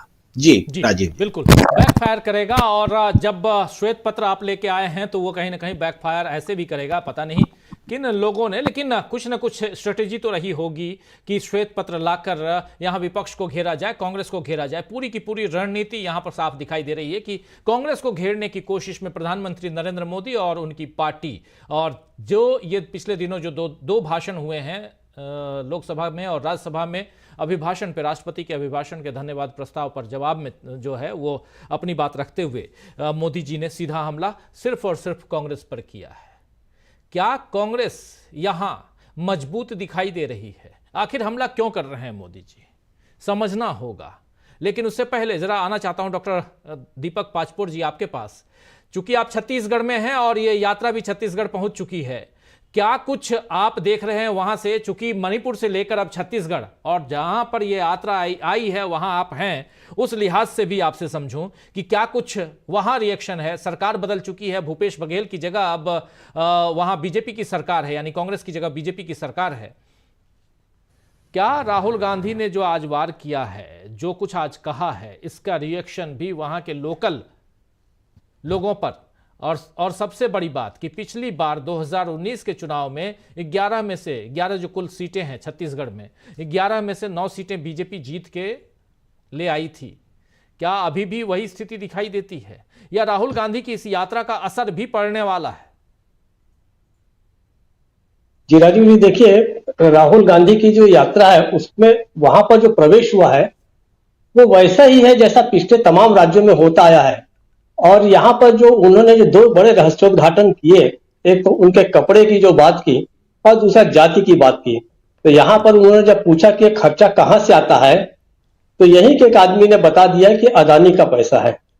कारण यह है कि अदानी छत्तीसगढ़ में भी एकदम हाउसहोल्ड है, लगभग तमाम जिलों में उनका काम चल रहा है, क्योंकि छत्तीसगढ़ के कम से कम 12-14 जिले ऐसे जहां पर कोयला निकलता है। वहां सब जगह अदानी का काम है। जहां कोयला नहीं निकलता वहां उनके प्लांट्स हैं, पावर प्लांट्स हैं, काम चल रहा है। तो निश्चित रूप से जिस प्रकार से एक्सपोज किया गया है राहुल गांधी के द्वारा मोदी जी को, तो इसका मैसेज तो डेफिनेटली जाएगा।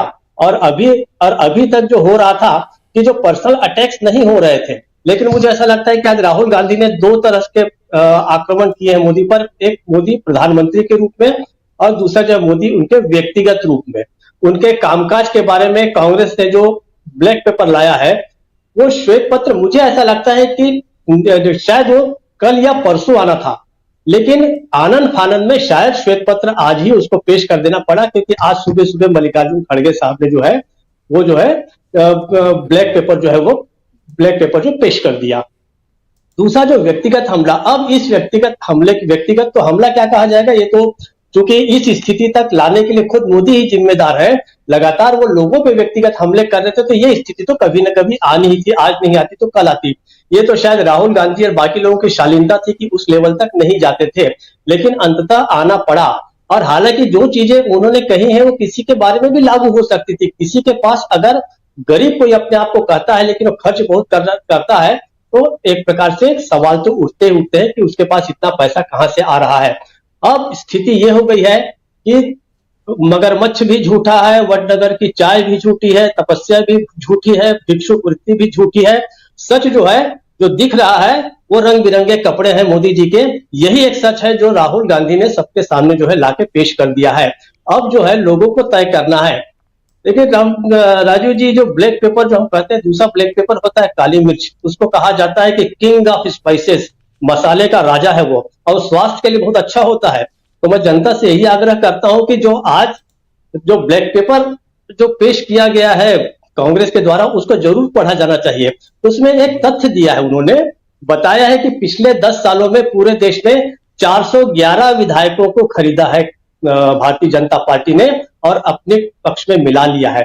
411 विधायकों को तोड़ना, मुझे ऐसा लगता है दुनिया में शायद ही कोई तानाशाह या निरंकुश लोग भी नहीं करेंगे, जिसको एक बाकायदे लोकतांत्रिक प्रक्रिया बतलाकर लोगों को खरीदा गया है। ये कितनी भयानक बात है। कोई भी राज्य शायद नहीं छूटा होगा जहां से विपक्षी दल के किसी न किसी विधायक को न तोड़ा गया हो। 10 सालों में 411, मतलब अब आप एवरेज लगा सकते हैं कि हर महीने कितने लोगों को तोड़ा गया होगा। ये पैसा भी कहां से आ रहा है? निश्चित रूप से ये पैसा जो है या तो अदानी का है या फिर जनता का है। अब जनता इसको तय करे कि इस खर्च में उनका अपना क्या योगदान है और उन्हें हासिल क्या हो रहा है। तो मुझे ऐसा लगता है कि आज का दिन बहुत ही महत्वपूर्ण है कि जिस प्रकार से व्यक्तिगत रूप से भी उसको एक्सपोज किया गया है मोदी जी को, उनके कपड़ों के बारे में, उनके खर्चों के बारे में, और दूसरा पार्टी एज ए होल और सरकार की जिस प्रकार से घेराबंदी की गई है ब्लैक पेपर के जरिए। तो मुझे ऐसा लगा कि जो पहले मैंने कहा था कि श्वेत पत्र लाके भारतीय जनता पार्टी सरकार गलती कर रही है, क्योंकि अगर आप श्वेत पत्र लाएंगे तो आप जनता को एक कंपैरिजन करने का मौका देंगे। जो मनमोहन सिंह की सरकार की बहुत सारी उपलब्धियों को हमारे देश का खाया पिया अघाया वर्ग जो है, जो आज अच्छे फ्लैट में रह रहा है, उसके पास कार भी है, अच्छा परिवार है, वो भूल चला था कि ये यूपीए सरकार की ही देन है। गांव के बहुत सारे लोग भूल गए थे कि मनरेगा के कारण हमारे पास पैसा आया है। लोग भूल चुके थे कि आज हम सरकार से जो सवाल पूछे हैं वो आरटीआई, वो भी कांग्रेस की ही देन थी, यूपीए सरकार की देन थी।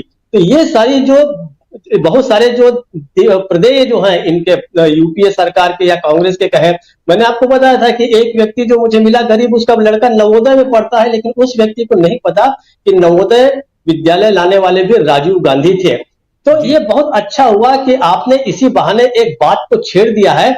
और ब्लैक पेपर भी बहुत ही, जिसको एक स्मार्ट मूव कहा जाएगा कांग्रेस का, कि श्वेत पत्र पेश होने के पहले पहले आपने सारा का सारा कच्चा चिट्ठा जो है 10 वर्षों का वो लाके फिर से पेश कर दिया है। अब जनता इसको कंपैरिजन करेगी, तुलनात्मक अध्ययन होगा, तब लोगों को पता चलेगा कि किस प्रकार से एक अच्छी भली चलती हुई सरकार को झूठ और प्रपंच के द्वारा किस प्रकार से गिराया गया। और मुझे ऐसा लगता है कि अब शायद पछता सकती है भारतीय जनता पार्टी की केंद्र की सरकार। और लेकिन कुल जमा आज का दिन बहुत महत्वपूर्ण है। अब विमर्श जो है लगातार मजबूत होगा कांग्रेस का, और जैसे जैसे आगे बढ़ेंगे मुझे ऐसा लगता है कि अब ममता बनर्जी का दिल भी शायद फिर से बदल रहा है, ऐसा सुनने में आ रहा है। और खासकर विधानसभा में जो हुआ, जिस प्रकार से भारतीय जनता पार्टी के लोगों ने हंगामा किया, तो ममता बनर्जी को फिर से सोचना पड़ेगा कि इंडिया गठबंधन के साथ जाएं कि न जाएं। मुझे लगता है वहां बहुत सारे लोग निर्णायक स्टेप पर खड़े हैं, उस इस पे खड़े हैं कि हमें क्या कदम उठाना है। ये आगे जैसे जैसे अब यात्रा बढ़ेगी यह विमर्श जो है आगे चलेगा, और अब आप देखिए कि विमर्श काफी कुछ परिवर्तनकारी भी होने जा रहा है। राजीव जी। जी जी बिल्कुल बदल रहा है। बदली कब थी वो एक्चुअली दिक्कत ये है कि जो शुरुआत में कह रहा था मैं, और जैसे जैसे ये यात्रा जिन राज्यों में पहुंचने को है उससे पहले कुछ ना कुछ वहां करके इस राहुल गांधी के मनोबल को, उस यात्रा के जो उनके साथी हैं, सहयात्री हैं, उनके मनोबल को तोड़ने की कोशिश हो रही है। कांग्रेस को यहाँ डाउन करने की कोशिश हो रही है, वो साफ दिखाई दे रहा है। चाहे असम में देख लीजिए, उसके आगे जो कुछ भी हुआ, वेस्ट बंगाल में ममता बनर्जी के बयानों को तोड़ मड़ोड़ के कैसे पेश किया गया, और या आप बिहार में नीतीश कुमार को पलटने को देखिए, झारखंड में हेमंत सोरेन के साथ जो कुछ हुआ, और आगे अब उत्तर प्रदेश यात्रा पहुंचेगी 14 तारीख को, और उससे पहले उत्तर प्रदेश में जो कुछ हो रहा है, और बहुत दूर तक उद्धव ठाकरे तक घेराबंदी जो है वो चल रही है। तो सब कुछ तो चल रहा है, लेकिन इस बीच श्वेत पत्र लाकर क्या यहां सरकार जो है यानी कि मोदी सरकार वो खुद फंसी हुई नजर आ रही है? जरा समझना चाहता हूं अमलेंदु उपाध्याय जी। निश्चित तौर पर राजीव जी, श्वेत पत्र लाकर के भारतीय जनता पार्टी का काला चेहरा जो है वो कांग्रेस ने सामने ला दिया। यानी श्वेत पत्र आता उनका, उससे पहले जो था वो ब्लैक पेपर जो है वो आ गया, और उस ब्लैक पेपर में प्रधानमंत्री नरेंद्र मोदी के पिछले जो मतलब लगभग 10 साल का जो कार्यकाल है उसकी पूरी कथा जो उसमें बता दी गई है। जो श्वेत पत्र लाया गया या लाया जाएगा, जो भी कुछ है, जो श्वेत पत्र जिसे कहा जा रहा है, उस श्वेत पत्र में तो एक तरीके से कहा जाए डॉक्टर मनमोहन सिंह की तारीफ ही की बताई गई है एक तरीके से देखा जाए तो। लेकिन ये जो श्वेत पत्र और ब्लैक पेपर का राजीव जी मसला है, आप ब्लैक पेपर और कांग्रेस के आरोपी की बात भी छोड़ दीजिए, जो सरकारी आंकड़े हैं, जो खुद इस सरकार के तमाम संस्थान जो आंकड़े जारी करते हैं, उसके अनुसार भी जो ब्लैक पेपर में बातें कही गई हैं उसको काटने की ताकत एक अकेले सब पे भारी प्रधानमंत्री नरेंद्र मोदी में नहीं है। कि जो दावे किए गए इस ब्लैक पेपर में, प्रधानमंत्री के जो मतलब सरकार के जो संस्थान है उन्हीं के सारे आंकड़े लेकर के उसमें वो सब दावे किए गए हैं। अगर भारतीय जनता पार्टी को लगता है कि ये दावे गलत हैं या झूठ हैं, मिथ्या हैं, तो भारतीय जनता पार्टी अपने उन संस्थानों की रिपोर्ट्स को नकार दे कि ये रिपोर्ट्स गलत हैं। यानी कि मनरेगा की राजीव की जो बात हुई थी, उस मनरेगा ने ग्रामीण क्षेत्रों में न सिर्फ रोजगार बढ़ाया था, बल्कि ग्रामीण क्षेत्रों में महंगाई पे भी अंकुश लगाया था। और आज स्थिति यह है कि 70 सालों में पहली बार ऐसा हो रहा है राजीव जी कि लगातार 2 वर्ष से ग्रामीण क्षेत्रों में महंगाई दर जो है वो शहरों से ज्यादा है। ये 70 सालों में पहली बार है। और ये आंकड़े किसके हैं? राष्ट्रीय सांख्यिकी कार्यालय एनएलओ के आंकड़े हैं, इसी सरकार के जो राष्ट्रीय सांख्यिकी कार्यालय। तो यानी कांग्रेस ने जो भी सारी बातें कही हैं वो भारत सरकार के आंकड़ों के जरिए ही कही हैं। अब मोदी जी या भारतीय जनता पार्टी जो श्वेत पत्र लेकर के आती है वो क्या कहना चाहती है, वो श्वेत पत्र में कहे कि उसके आंकड़े कहां से आए हैं। मुझे राजीव जी अच्छी तरीके से याद है कि जब नरसिम्हा राव प्रधानमंत्री बने और यहाँ उदारीकरण लागू किया गया, उस समय लालकृष्ण अडवाणी जो थे वो अमेरिका गए थे। अमेरिका से उन्होंने बयान दिया था कि कांग्रेस ने हमारी नीतियों का अपहरण कर लिया है, यानी उस आर्थिक उदारीकरण की जो बात की थी। तो आप जिस नीतियों पर चल रहे हैं, तो आपके पास कौन सी नीतियां, मतलब मोदी जी के जो भारतीय जनता पार्टी के ही बड़े नेता हैं डॉक्टर सुब्रमण्यम स्वामी, वो लगातार इस बात को कहते रहते हैं कि प्रधानमंत्री नरेंद्र मोदी को जो है वो अर्थशास्त्र की कोई जानकारी नहीं है, उन्हें अर्थशास्त्र नहीं आता है। तो कुल मिलाकर के अच्छा इस सरकार में सबसे ज्यादा ज्ञानी जो है, सबसे ज्यादा विजनरी जो है वो प्रधानमंत्री नरेंद्र मोदी ही, उनके अलावा और कोई ज्ञानी भी नहीं है, उनसे ज्यादा कोई पढ़ा लिखा भी नहीं है, और उनसे ज्यादा कोई विजनरी भी नहीं है सरकार में। तो जब सरकार का मुखिया जो है उसको भारतीय जनता पार्टी का एक बड़ा नेता जो है, जो स्वयं को अर्थशास्त्री भी कहता है, हार्वर्ड विश्वविद्यालय से रिटर्न भी अपने को बताता है, वो कहता है कि प्रधानमंत्री को अर्थशास्त्री कोई समझ नहीं है जी। तो ये सारे जो तरीके की इस समय लाने की कोशिश की गई है, बिल्कुल सही बात है कि आपको अगर लेके आना है श्वेत पत्र, तो आप अपनी सरकार का श्वेत पत्र लेके आएंगे ना, कि आपने पिछले 5 सालों में क्या किया या आपने पिछले 10 सालों में क्या किया। आप जब 2014 में सत्ता में आए थे तो आपने जनता से क्या वायदे किए थे, उन वायदों की आज क्या स्थिति है। आपने कहा था कि बहुत हुई महंगाई की बार, अब की बार मोदी सरकार, उस महंगाई की क्या स्थिति है। जो खाद्य मूल्य सूचकांक थे वो 2014 में क्या थे जिस समय आप सरकार में आए थे, और आज क्या है। पेट्रोल डीजल की कीमतें जब आप 2014 में आए थे सरकार में, उस समय क्या थी और आज क्या है। तो ये सारी चीजें पूछी जाएंगी। मकानों की स्थिति जो है, आपने जीएसटी जो आप मकानों पर भी आप लगा रहे हैं, मकान आदमी बनाएगा, यानी आपने उसका घर का सपना भी आपने छीन लिया। आपने तो वायदा किया था कि सारे बेघरों को आप घर दे देंगे 2022 तक। किसानों की आमदनी आप दोगुनी कर कर देंगे। तो ये सारे मुद्दे जो आप वायदा करके आए थे, आपकी सरकार ने उस पर क्या एक्शन लिया है, आपको अपने श्वेत पत्र में ये बताना था। वो श्वेत पत्र आप जो लाए हैं उसमें ये कहीं भी कोई जानकारी किसी भी तरीके की मालूम नहीं पड़ती है।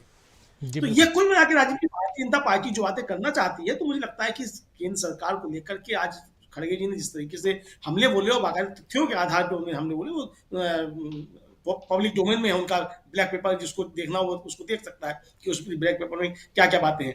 तो ये कुल मिलाकर के असल में भारतीय जनता पार्टी के पास राजीव जी असली संकट क्या है कि वो मुद्दों के आधार पर चुनाव में जा नहीं सकती है। क्योंकि अगर कुछ काम किए होते तो उन काम के आधार पर आप चुनाव में जाते, तो आपके पास रास्ता क्या बचता है कि आप नेहरू को गाली दें, आप राहुल गांधी को गाली दें, आप महात्मा गांधी को गाली दें, आप गोडसे के साथ खड़े हों, आप गोलवलकर के साथ खड़े हों। यही चीजें आपके पास जो है बचती हैं कुल मिलाकर के। जिन अटल बिहारी वाजपेयी की राजीव जी बात हो रही थी, उन अटल बिहारी वाजपेयी का मामला जो था, जब अटल बिहारी वाजपेयी प्रधानमंत्री थे उस समय सदन में उठा था, लालू प्रसाद यादव ने उस मसले को उठाया था। तो उस समय यह कहा गया कि चूंकि अटल जी उस समय बालक थे, इसलिए जो था उन्होंने वो उस पर दस्तखत कर दिए थे। जो एन राम है द हिंदू के संपादक, उनके साथ एक टेप रिकॉर्ड वार्ता हुई अटल बिहारी वाजपेयी की, और फ्रंट लाइन है जो उसी का द हिंदू का ही, उसमें जो है वो 7 फरवरी 1988 का, उसको जो देखना चाहे अभी भी आप देख सकते हैं, ऑनलाइन पड़ा हुआ है फ्रंट लाइन। उसमें जो है उन्होंने स्वीकार किया है अटल बिहारी वाजपेयी ने कि हाँ उन्होंने दस्तखत किए थे उस पे कागज पे, जो जिसके जरिए लीलाधर वाजपेयी का कुआं और उनके भाई महुआ को सजा हुई थी, उस पर दस्तखत अटल बिहारी वाजपेयी ने किए थे। लेकिन बाद में जोड़ा कि मैं उर्दू नहीं जानता था, तो दस्तखत आपने कैसे कर दिए अगर आप नहीं जानते थे? तो ये सारी कांग्रेस उनकी बातों को लेकर के, तो इसे कांग्रेस की या किसी की भी कमजोरी नहीं समझा जाना चाहिए। बिलो द बेल्ट राजनीति के अंदर बात यह है कि प्रधानमंत्री नरेंद्र मोदी अपनी जो पिछले 10 साल के उनके कार्यकाल का लगभग 10 साल अब पूरा होने जा रहा है, और उस कार्यकाल की नाकामियों को छिपाने के लिए उधर जवाहरलाल नेहरू से शुरुआत करते हैं और इंदिरा गांधी और मनमोहन सिंह तक आते हैं। तो उन नाकामियों को छिपाने की कोशिश में वो जो परतें खोलने की कोशिश करते हैं या खोल देते हैं, उधेड़ देते हैं, वहाँ से कुछ न कुछ ऐसी चीज़ें निकल रही हैं जिस पर वार कर रहे हैं राहुल गांधी।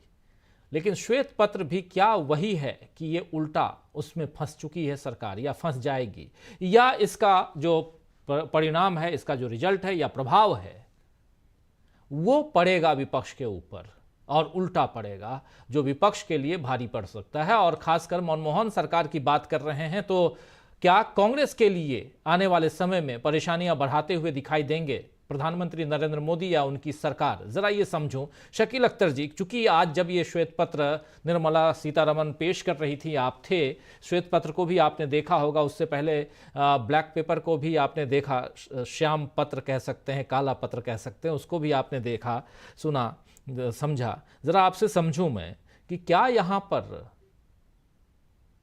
मनमोहन सरकार को सामने लाकर 10 साल बाद, यानी 2004 से 2014 के कार्यकाल को सामने लाकर कुछ अचीव करते, कुछ गेन करते हुए नजर आ रही है क्या बीजेपी? देखिए, गेन करना तो बहुत बड़ी बात है। मनमोहन सिंह का जिक्र करते ही प्रधानमंत्री मोदी के लिए मुसीबतें खड़ी हो गई हैं। वो जितना मनमोहन सिंह का जिक्र कर रहे हैं, यानी कि उनकी सरकार कर रही है, निर्मला सीतारमण कह रही थी, तो आप देखिए कि लोगों को सारी पुरानी बातें याद आ गई। लोगों को याद आ गया कि 2007-8 में विश्वव्यापी मंदी हुई थी, बहुत बड़ा स्लोडाउन था, अमेरिका तक नहीं बचा था उससे। लेकिन मनमोहन सिंह ने उस टाइम इंडिया को संभाल लिया था, और इंडिया को संभाला था उन्होंने किसकी वजह से? इंदिरा गांधी के द्वारा बैंकों के राष्ट्रीयकरण करने की वजह से। बैंकों का राष्ट्रीयकरण करने की वजह से हमारे जो थे सरकारी बैंक सारे मजबूत थे। अगर आपको याद हो तो उस वक्त एक बहुत बड़ा बैंक जो प्राइवेट सेक्टर का है, उसके ढहने की, गिरने की या दिवालिया होने की खबरें आ गई थी।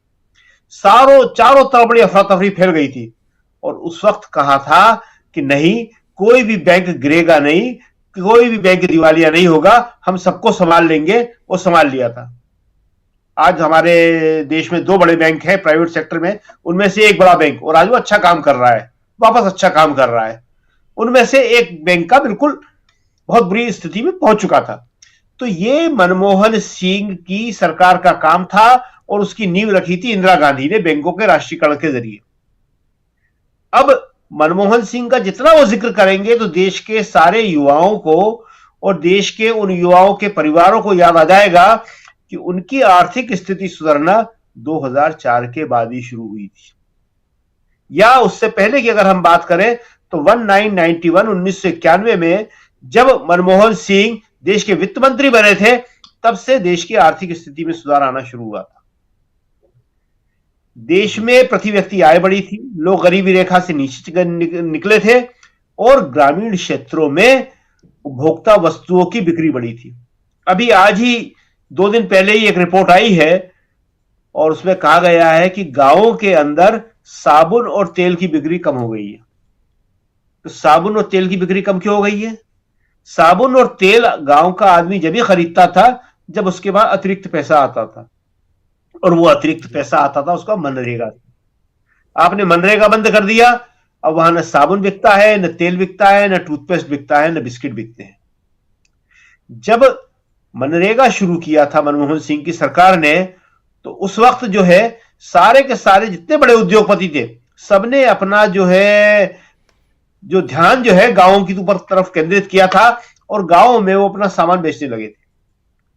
तो मनमोहन सिंह का आप जिक्र करिए, ये बहुत अच्छी बात है और कांग्रेस आज चाह रही थी, कांग्रेस के नेता कह रहे थे कि हम तो ये चाहते हैं कि ये मनमोहन सिंह का जिक्र करें तो लोगों को सारी पुरानी बातें याद आ जाएंगी कि उस वक्त उन्होंने घर खरीदे थे।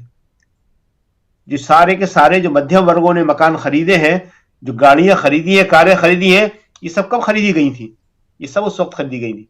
उनके बच्चों को प्राइवेट महंगी शिक्षा, सरकारी शिक्षा तो उस टाइम अच्छी थी, मगर जिन लोगों ने विदेशों में पहुंचा के, विदेशों में तो प्राइवेट शिक्षा ही होती है, विदेशों में पहुंचा के जो प्राइवेट शिक्षा दिलाई है वो उसी वक्त मध्यम वर्ग के परिवारों ने की थी। अपने बच्चों को डॉक्टर बनाया, इंजीनियर बनाया और हायर एजुकेशन जो है विदेशों में दिलवाई। तो वो तो बहुत अच्छी बात याद आएगी। अब जो एक दूसरी बात है कि आज जो खर्चे की बात हुई है प्रधानमंत्री के, तो देखिए ये आय से अधिक संपत्ति का मामला है और आय से अधिक इसी संपत्ति के मामले में आज मायावती जो है घर में बैठ गई हैं, उनके ऊपर यही मामले चल रहे हैं। ये कोई छोटा मोटा मामला नहीं है। 1,60,000 बार बार राहुल गांधी ने कहा है और साथ में ये कहा है कि 2 लाख का सूट दिन में, 2 लाख का सूट शाम को, 3 लाख का दोपहर में और जूते। और अभी प्रशांत जी जिस पेन का जिक्र कर रहे थे तो हमें एक बार हमारे एक दोस्त लगाए हुए थे, हमने कहा यार तुम करते क्या हो इस पेन का, सिर्फ कभी कभी दफ्तर में साइन करते हो, हम इतना लिखते पढ़ते हैं, ये हमें दे दो। उसने निकाल के दे दिया। मोदी जी साइन कर रहे हैं। हाँ, और लेकिन साथ में कहा क्या, वो सुन लीजिए उसके आगे की बात। कह लगे आप तो इसकी रिफिल जो है 1 दिन में खत्म कर देंगे। हमने कहा तो कह लगे मालूम है इसकी रिफिल कितने की आती है? उसने जितने 1000 की रिफिल बताई तो हमने दूसरे ही क्षण पेन को उसके हाथ में पकड़ाया, लेकिन साथ में एक सवाल पूछा, हमने कहा मिलती कहाँ है? तो उसने कहा हिंदुस्तान में 2 ही जगह मिलती है। एक तो उसने कोई 5 स्टार होटल का नाम बताया था दिल्ली के, जिसमें शायद अशोका में था या मेरिडियन में था या किसी में ताज में था, मैं याद नहीं है। और दूसरा उसने कहा था शायद आपको मालूम होगा राजीव जी, साउथ एक्स में कहीं मिलती है।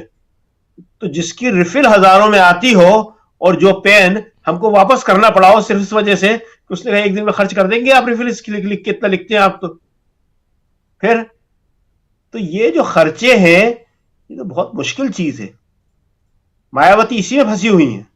और दूसरी बात कि ये ओबीसी का जो मामला है कि आप अपने आप को ओबीसी बना के आज ओबीसी बता रहे हैं, तो देखिए ये मामला भी बहुत गंभीर है, ये भी लोगों तक पहुंच गया है। राहुल ने बहुत सोच समझ के बात कही है। बहुत सारे लोगों ने, राहुल ने कहा कि जनरल हैं, जनरल शब्द का प्रयोग किया, तो ये बहुत सारे जनरल लोगों ने दलित के झूठे सर्टिफिकेट बना के नौकरियां पाली थी। ये उसी श्रेणी में आता है मामला। उनका इतना ही वो था, उन्हें नौकरियां चाहिए थी, दलित का सर्टिफिकेट बना के नौकरियां पाली, और इन्होंने ओबीसी का सर्टिफिकेट बना के इन्होंने देश के ओबीसी को भ्रमित किया। और अभी जो बताया कि इनके शादी वाला मामला, तो हम यहां बता दें कि 2007 का गुजरात का विधानसभा चुनाव था, हम कवर करने गए थे। और उस वक्त वो हमारी स्टोरी थी, जब हम इनके गांव पहुंचे थे और वहां ही हमें बताया गया था कि इनकी शादी हो चुकी है, और वो हमने लिखी थी। लेकिन जो भी बात हो रही थी, कांग्रेस इन चीजों को उठाती नहीं है। 2007 में तो यूपीए में इन्हीं की सरकार थी, कांग्रेस की।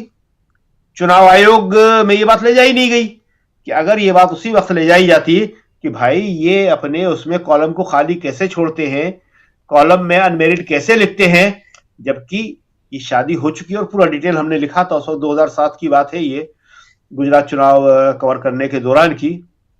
तो अब देखिए मोदी जी जो है अब वो थोड़े से डिप्रेस्ड हो गए हैं। देखिए मोदी जी उस तरह के बैट्समैन हैं जो अपनी अनुकूल पिच पे ही खेल सकते हैं। जैसे हमारे यहाँ जो पिचें होती हैं बॉल घुटनों तक ही उठती है, लेकिन जहां पे बॉल तेजी के साथ उठती है, कमर तक की ऊंचाई पे आती है, वहां मोदी जी गलत शॉट खेलने लगते हैं। और राहुल अब उन्हें वही बॉल डाल रहे हैं। वो बॉलें ऐसी हैं जिन्हें बाउंसर भी कहा जाता है, और एक बॉल होती है जिसको अच्छी बॉल नहीं माना जाता है, बीमर। सीधे शरीर पे मारी जाती है वो बॉल, उसे बीमर कहते हैं क्रिकेट में।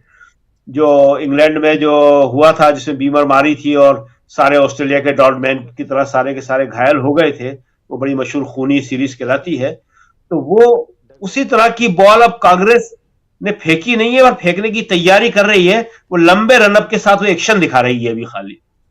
वो लंबा रनअप जो होता है बॉलर का, वही अपने आप के बैट्समैन को डराने के लिए काफी होता है कि ये बॉल जो है ये कितनी बाउंस करेगी, और बाउंस करना तो ठीक है, कहीं बीमार ना हो जाए कहीं ये जी। तो आज कि 10 साल हो गए, 10 साल बहुत होते हैं। अब मोदी जी आपने जो कहा कि बताने के लिए कुछ नहीं है कि 10 साल में आपने क्या किया।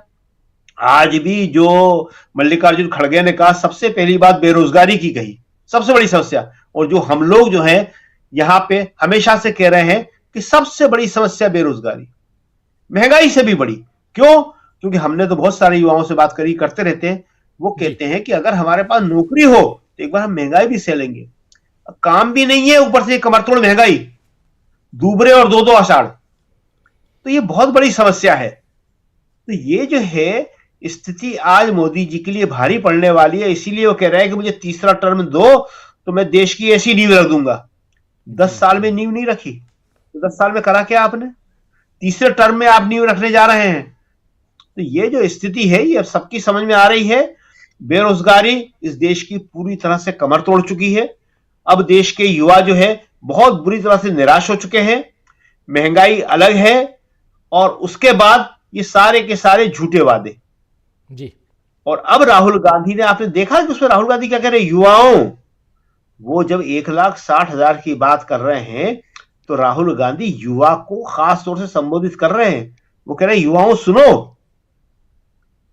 तो युवाओं को ही बता रहे हैं वो जो इतना तुम लोगों का शौक है, एक खास उम्र के बाद तो आदमी इतने महंगे कपड़े पहनता भी नहीं है, ये तो यूथ ही पहनता है। तो वो कपड़े जो है जो तुम्हारे पहनने के दिन है, तुम तो पहन नहीं पा रहे, लेकिन वो पहन रहे हैं, और पहनने के लिए उनके पास पैसा कहां से आ रहा है? तो सुन ही रहे थे हम लोग की जनता जवाब दे रही है, अडानी अडानी जी। तो अब जो है स्थिति जो है, खास उम्र के बाद मोदी जी पहन रहे हैं, लेकिन वही हम कह रहे हैं कि खास उम्र हो रही है। जैसे हम लोग के बीच में राजीव जी पहनते हैं तो राजीव जी पहन सकते हैं उसको। तो एक यंग एज होती है, हम सब में यंग राजीव जी हैं, एक ये एज होती है। तो हम लोगों ने भी अपने टाइम में पहने हैं, सबने पहने हैं, उस टाइम जो हुआ करते थे। तो आज जो है ये बात राहुल ने उठा के वाकई एक बहुत ही बड़ा हमला मोदी जी पे बोल दिया है, और ये हमला मोदी जी पे बोला है।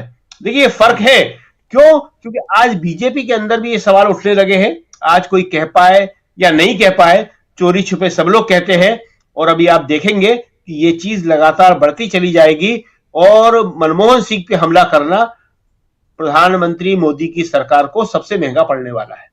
जी, महंगा पड़ने वाला। यही समझना चाहता था कि श्वेत पत्र के बाद क्या स्थिति होगी, क्या यहां फंस गई है सरकार जो हम लिख रहे हैं, या यहां पर फंस गई है कांग्रेस या विपक्ष कह लें तो, लेकिन आप कह रहे हैं कि सरकार को यानी कि मोदी जी पर यह महंगा पड़ने वाला है। लेकिन राहुल गांधी के जो तेवर हैं वो क्या कुछ कहते हैं, उस तेवर का चुनाव को अगर चुनाव से जोड़ा जाए तो क्या कुछ असर होता हुआ दिखाई देता है? डॉक्टर साहब आपके पास आना चाहता हूं।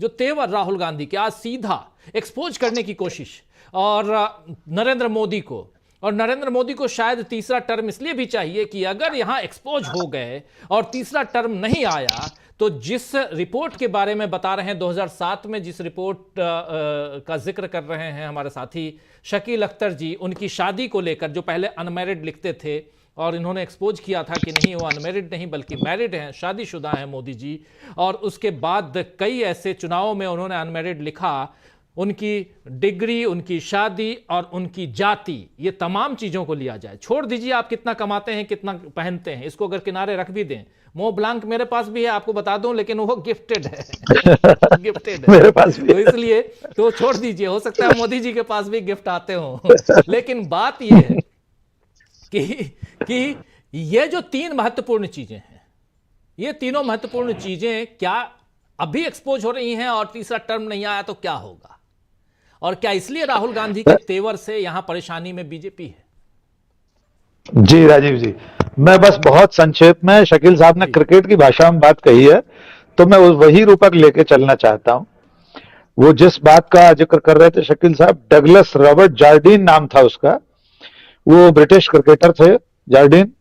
बॉडी लाइन गेंदबाजी कहलाती थी वो। 22 टेस्ट मैच खेले थे जब डगलस जार्डीन ने, 15 मैचों में वो कप्तान थे। सबसे मजेदार बात यह है कि उस युग के महानतम बल्लेबाज डॉन ब्रैडमैन सामने थे ऑस्ट्रेलिया की टीम से, और ब्रैडमैन के सामने, उनकी टीम के सामने डगलस जार्डीन ने बॉडी लाइन गेंदबाजी जब की, जो सीधे शरीर पर आकर लगती थी कमर से ऊपर, उसको लेकर उस वक्त दुनिया भर में क्रिकेट के समीक्षकों ने आलोचना की थी। लेकिन यह सही बात है, डगलस जार्डीन इतिहास में हमेशा के लिए दर्ज हो गए बॉडी लाइन गेंदबाजी से, और वो कई मैच जीते भी।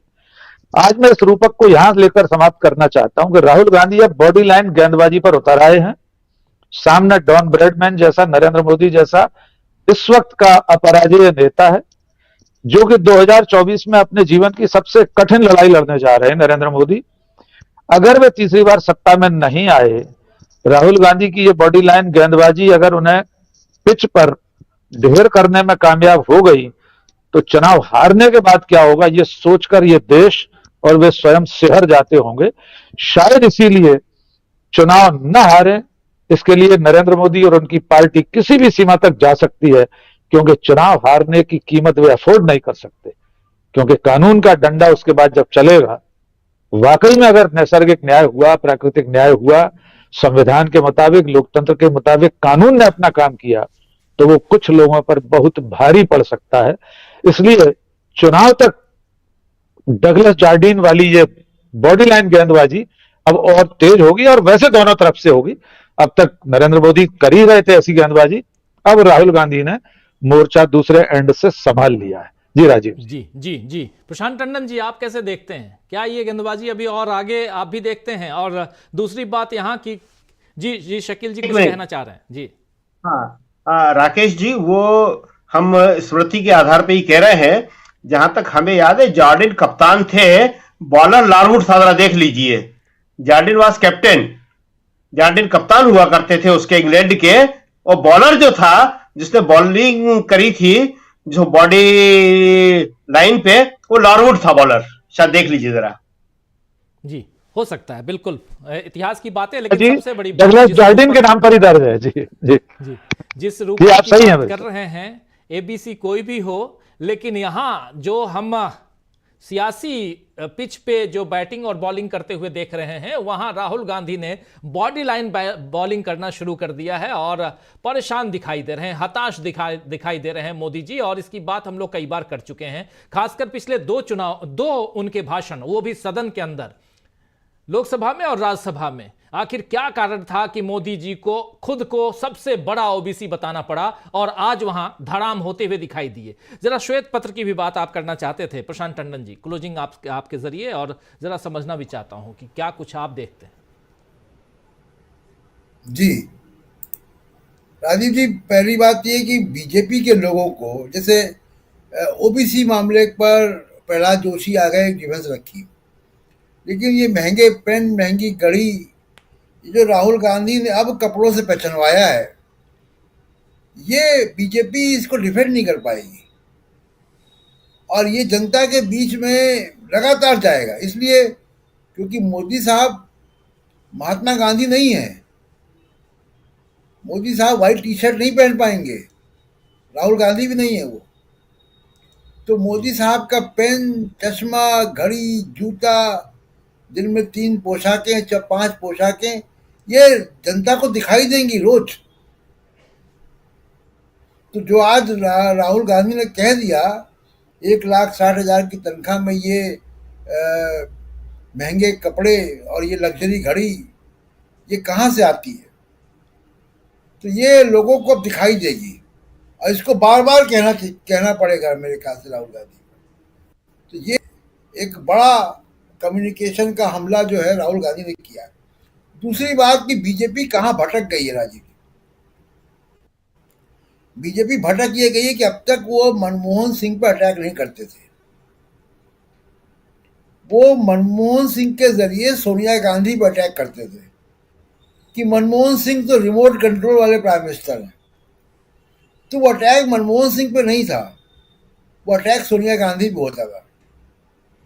पहली बार बीजेपी ने और मोदी ने पार्लियामेंट में आकर मनमोहन सिंह की आर्थिक नीतियों पर अटैक किया है और मनमोहन सिंह पूरी दुनिया में, ओबामा अगर उनकी तारीफ करता है, पूरी दुनिया के लोग अगर उनको पसंद करते थे हैं, तो वो उनकी आर्थिक नीतियों की वजह से। मनमोहन सिंह राजनेता नहीं है, मनमोहन सिंह बहुत अच्छे माने गए, मनमोहन सिंह बहुत अच्छे भाषण नहीं देने, ओरेटर नहीं माने गए, भाषण बहुत अच्छा नहीं दे पाते। सिर्फ एक खूबी मनमोहन सिंह की थी कि वो अर्थशास्त्री थे,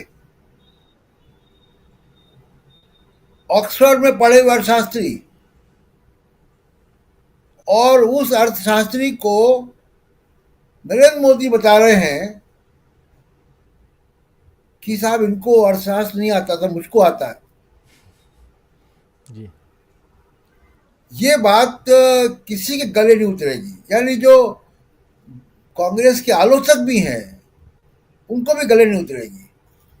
दूसरी बात की जो दावा है, ये जो दावा है कि आपने मनमोहन सिंह ने कुछ नहीं किया और आपने आर्थिक नीति बढ़ा दी, आपकी आर्थिक स्थितियाँ बहुत अच्छी थी, तो ये बताएं कि 2014 में गैस का सिलेंडर, एलपीजी सिलेंडर 410 का था, जो आज कांग्रेस ने अपना ब्लैक पेपर इशू किया उसके मुताबिक, और अब वो 120% ऊपर है। पेट्रोल 71 रुपये लीटर था जब 100 रुपये से ऊपर अंतर्राष्ट्रीय कीमत थी क्रूड ऑयल की, आज वो 37% ऊपर है, जबकि क्रूड ऑयल की कीमत $60 है। ऐसे ही डीजल के दाम 55 रुपये से 90 रुपये। आप देखिए कि दालों के दाम, सरसों के तेल का दाम 35 रुपये बढ़ोतरी, 71% बढ़ गया। तो ये सारी चीज़ें राजीव जी ये बता रही हैं कि आपका जो आर्थिक नीति है उसका लेखा जोखा क्या है। दूसरा चीज अनएम्प्लॉयमेंट, राजीव जी 20 से 24 साल के युवाओं के बीच 44.5% बेरोजगारी है। ये 45 साल में सबसे ज्यादा बेरोजगारी है। भारत के इतिहास में सबसे ज्यादा ग्रेजुएट और पोस्ट ग्रेजुएट बेरोजगार मनमोहन मोदी साहब की सरकार में है जी। और वो छोटा मोटा आंकड़ा नहीं है, 33%। हर तीसरा। आप सोचिए, तो ये जो मोदी साहब की देन है।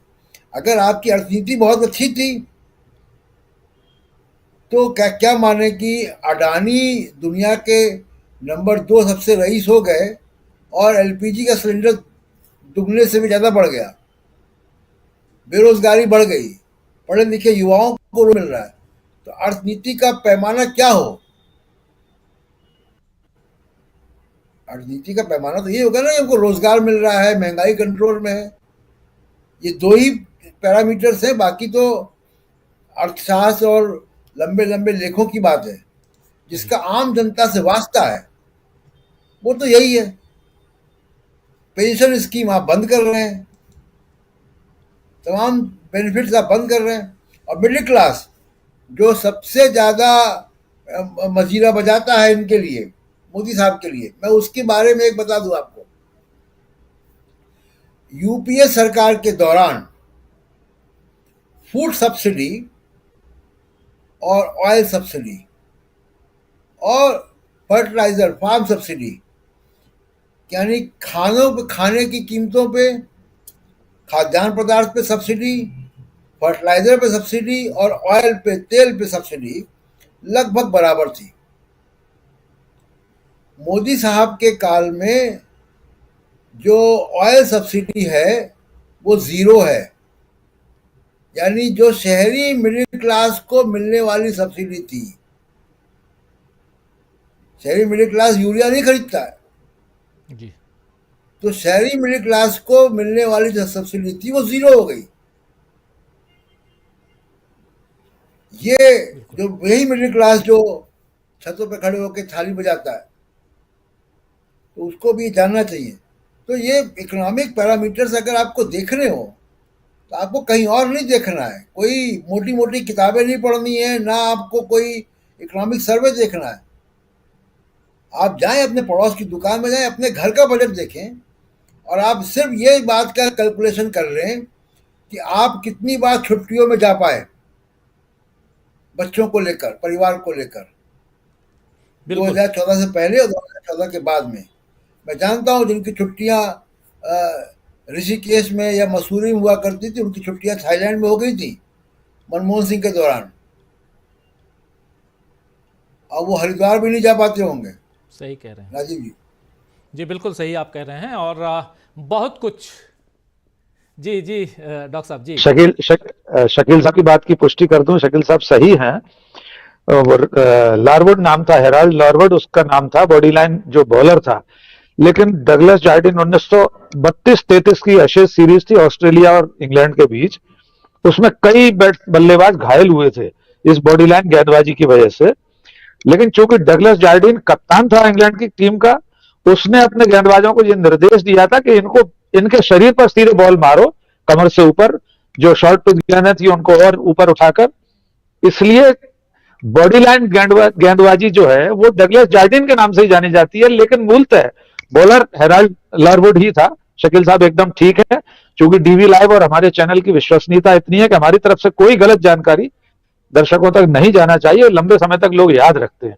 इसलिए sir thank you sir, Shakeel साहब आप ठीक थे, और तथ्य ये था जो मैंने अब तो 98 उसके प्रशांत जी कुछ जोड़ रहे हैं। जी प्रशांत जी जी राकेश जी, यहाँ का बल्लेबाज घायल होगा ये घायल होता दिख तो रहा है। अभी देखते हैं क्या करती है जनता। एक बात माननी पड़ेगी कि राहुल गांधी की इस बॉलिंग और मोदी जी की बैटिंग, राहुल गांधी की बॉडी लाइन बॉलिंग, और कमेंट्री के लिए हमारे पास दो कमेंटेटर जरूर मिल गए हैं। एक हैं डॉक्टर राकेश पाठक जी, दूसरे हैं शकील अख्तर जी। राहुल गांधी और मोदी जी को, इन दोनों को अपने कमेंटेटर के रूप में रखना चाहिए। जी शकील जी भी कुछ धन्यवाद। एक लास्ट सेंटेंस, घायल होने की बात मत करिए, कुछ बैट्समैन होते हैं वो रिटायर होकर चले भी जाते हैं। सही बात जी, रिटायरमेंट, हाँ कई लोग तो कुछ बॉलर्स के सामने रिटायर होके चले जाते हैं। जब कुछ नहीं, कुछ बॉलर्स के सामने उस इनिंग के अंदर वो चले जाते हैं। जब ऐसी बॉलें आती हैं तो कुछ बैट्समैन उनको नहीं खेल पाते। गावस्कर ही उनको खेल पाता था बिना हेलमेट के, लेकिन सब लोग नहीं खेल पाते हैं। कुछ बैट्समैन कहते हैं कि हम जा रहे हैं, अपनी इनिंग खत्म करते हैं, यहाँ पे इनिंग खत्म हो जाती है उनकी। जी जी बिल्कुल। तो बहुत जानकारी परक बहुत सारी बातें, क्रिकेट की बात भी बीच बीच में, लेकिन इसलिए क्योंकि राहुल गांधी ने जो आज बॉलिंग की है, राहुल गांधी ने जो आज अपनी बातें रखी हैं, अभी तक का बिल्कुल कहा जा सकता है कि अब उन्होंने बाउंसर उस ढंग का मारना शुरू कर दिया है जो बॉडी लाइन है, और अब आजकल कंधे से ऊपर अगर आप फेंकते हैं तो नो बॉल करार दिया जाता है। तो देखते हैं राहुल गांधी और आगे क्या कुछ करते हैं, क्योंकि अब बारी राहुल गांधी की है। सड़क पे वही हैं, सदन के अंदर मोदी जी बोल चुके हैं। सदन के अंदर 2 दिन के लिए हो सकता है राहुल गांधी आपको दिखाई दें, क्योंकि कल और परसों 9 और 10 तारीख को राहुल गांधी दिल्ली आ रहे हैं और इस यात्रा में विराम इसीलिए दिया गया है कि वो सदन की कार्यवाही को खुद की उपस्थिति के साथ देख पाएं, समझ पाएं, और शायद अब उनका भाषण भी होगा। तो हम लोग हो सकता है कि सदन में भी गरजते हुए राहुल गांधी को देखेंगे। और सबसे बड़ी बात यहां एक और भी कि आज उन्होंने ओबीसी के मसले पर प्रधानमंत्री नरेंद्र मोदी को पूरा का पूरा एक्सपोज कर दिया और कह दिया है कि 1999 से पहले, यानी अपनी उम्र के लगभग 50 साल तक आप सामान्य कैटेगरी से आते थे, जनरल कोटे से, जनरल से आते थे, आप ओबीसी नहीं थे। ओबीसी आपकी सरकार, बीजेपी की सरकार ने गुजरात में 27 अक्टूबर 1999 को आपको बनाया, आपकी जाति को बनाया, उस कैटेगरी में डाला। तो यह बहुत बड़ा अगर कहें तो एक एक्सपोज राहुल गांधी की तरफ से है। और दूसरी बात तो आपने सुनी लिया कि 1,60,000 रुपये आप कमाते हैं, 2 करोड़ रुपये कैसे खर्च करते हैं, इसका हिसाब किताब भी पूछा जाना चाहिए। तो बहुत कुछ आने वाले चुनाव में आप ऐसी चीजें देखेंगे, क्योंकि इस बार राहुल गांधी 2019 वाले राहुल गांधी नहीं हैं, ये 2024 का वक्त है। और इससे पहले 2022, 23 और अब 2023 और 24, इसमें राहुल सड़कों पे हैं। सड़क से जो कुछ सीखने को मिलता है वो सदन में या घर में बैठकर आप नहीं सीख पाते। चलिए, चर्चा को यहीं विराम देता हूं। बहुत बहुत शुक्रिया अदा करना चाहता हूं शकील अख्तर जी, डॉक्टर राकेश पाठक जी, प्रशांत टंडन जी, डॉक्टर दीपक पासपोर्ट जी, अमलेंदु उपाध्याय जी, और साथ में जुड़े थे प्रेम कुमार जी। आप सबका बहुत शुक्रिया, बहुत धन्यवाद। आप तमाम साथी जो